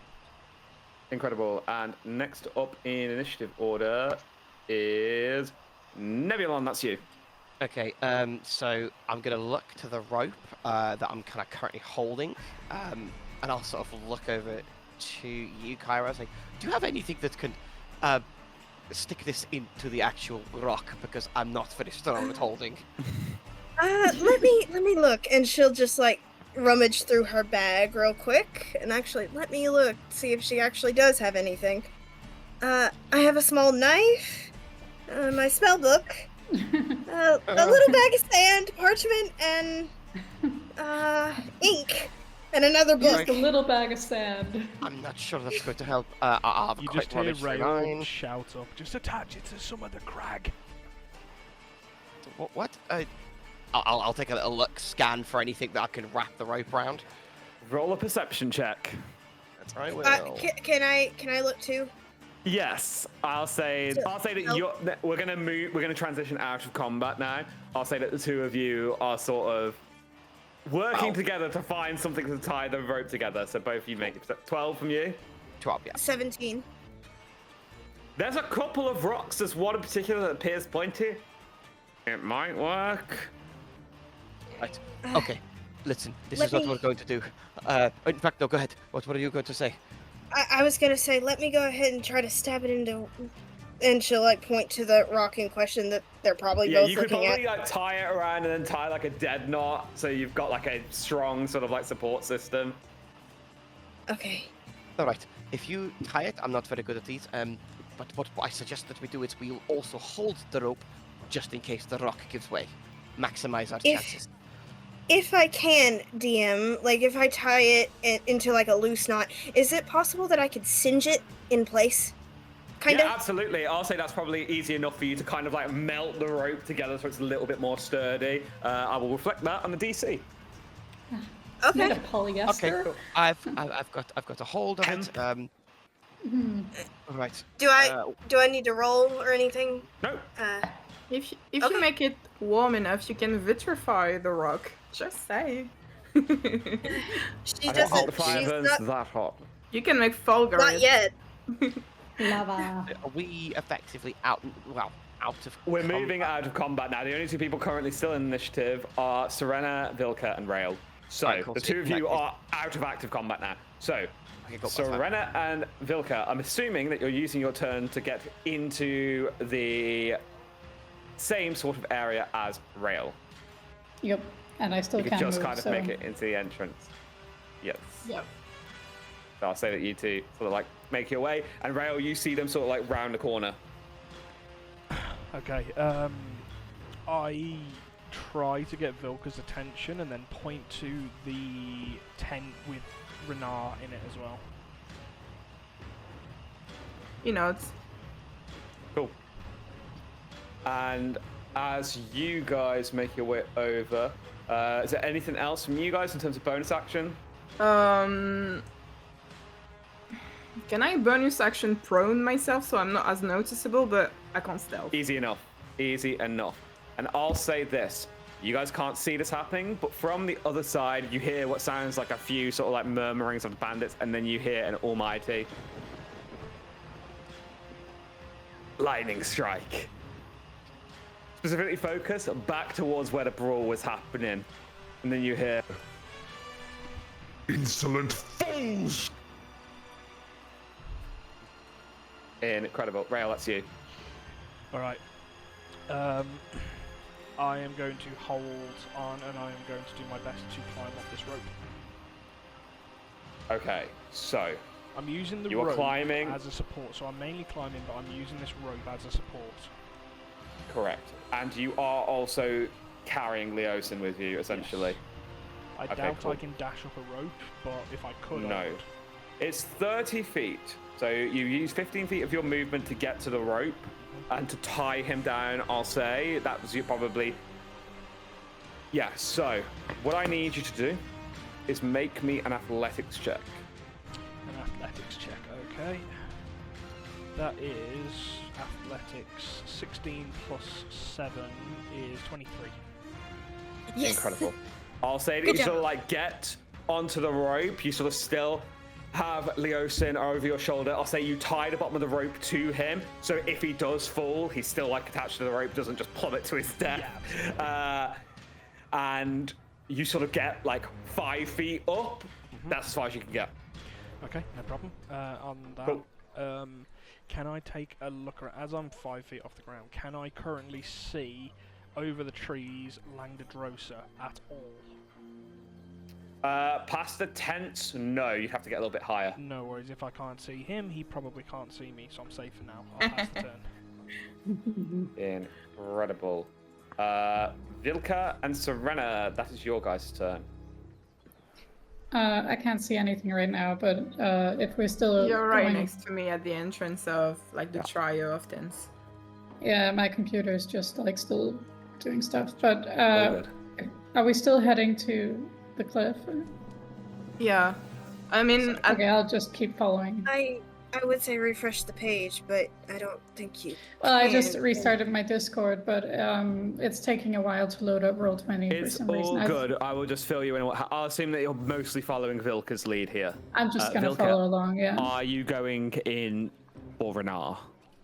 yeah, I'm guessing I'm losing 15 feet of my movement because of that prone. Would that make my action, or can I just use some more of my movement? I'll say this. Now that you guys are out of active combat, Okay, what cool. we'll do is that we'll play it out in roleplay. So I'll say that you make your way into the tent, and you can see this. I'm figure not that you even can't see. waiting. I'm punching his Yeah. face so it doesn't make any noise. Oh my god! Listen, I'm telling you, there are no defenses in Nashville. It's perfectly undefended. There's a lot of riches in there. It's a mining town. You'll be able to bathe yourself in the blood of the buck. Are you aiming to knock he him got unconscious? to say a lot. Oh yeah, definitely knock him unconscious. I'm guessing I would kind of know this type of nobles Yeah. that I Oh, babble a lot. absolutely. In fact, you've probably heard of Renar Never Ember. Yeah. Just roll me a history check, in fact. Let's see if I can remember him.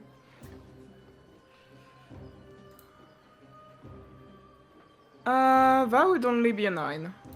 Mostly in Waterdeep, what you know of Renar Never Ember, he has a reputation for being a party boy and a dipshit spoiled rich kid, basically. Oh, that's enough for Vilka to want him to punch him in the face.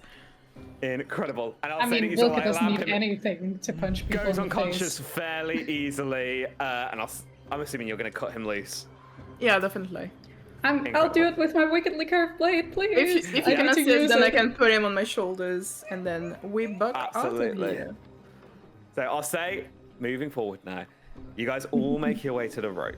So, what I need to do now, active combat has ended in all parts. So, the camp is going to make a perception check.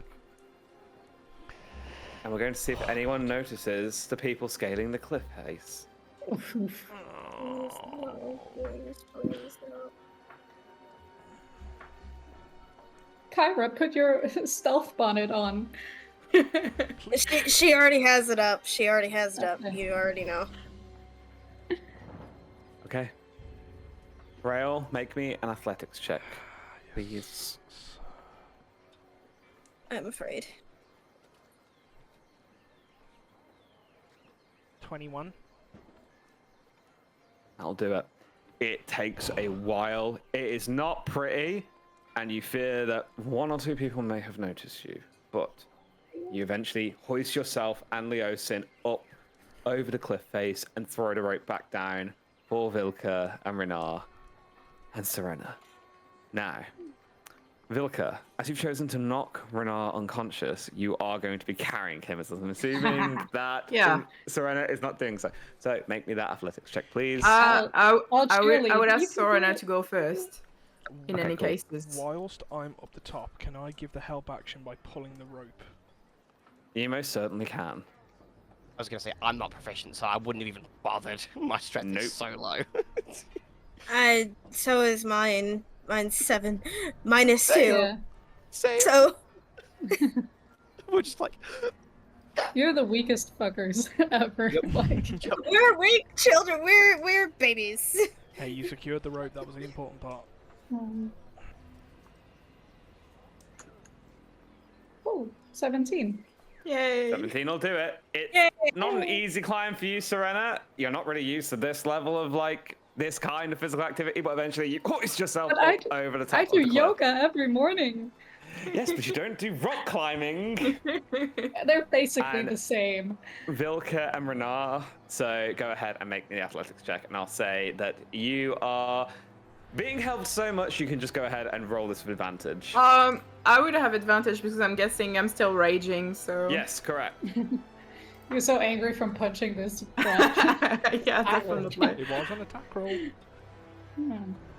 That's 17. As you hoist yourself to the top of the cliff, most of the party together, all of you take a sigh and look down at the camp below. Seemingly no one has yet noticed you, and yet your eyes all can't help but fixate on the large black mouth of the cavern where your ally has yet to return. And we'll go ahead and pick up there next week. Oh my god. That is... Thanks everyone for watching.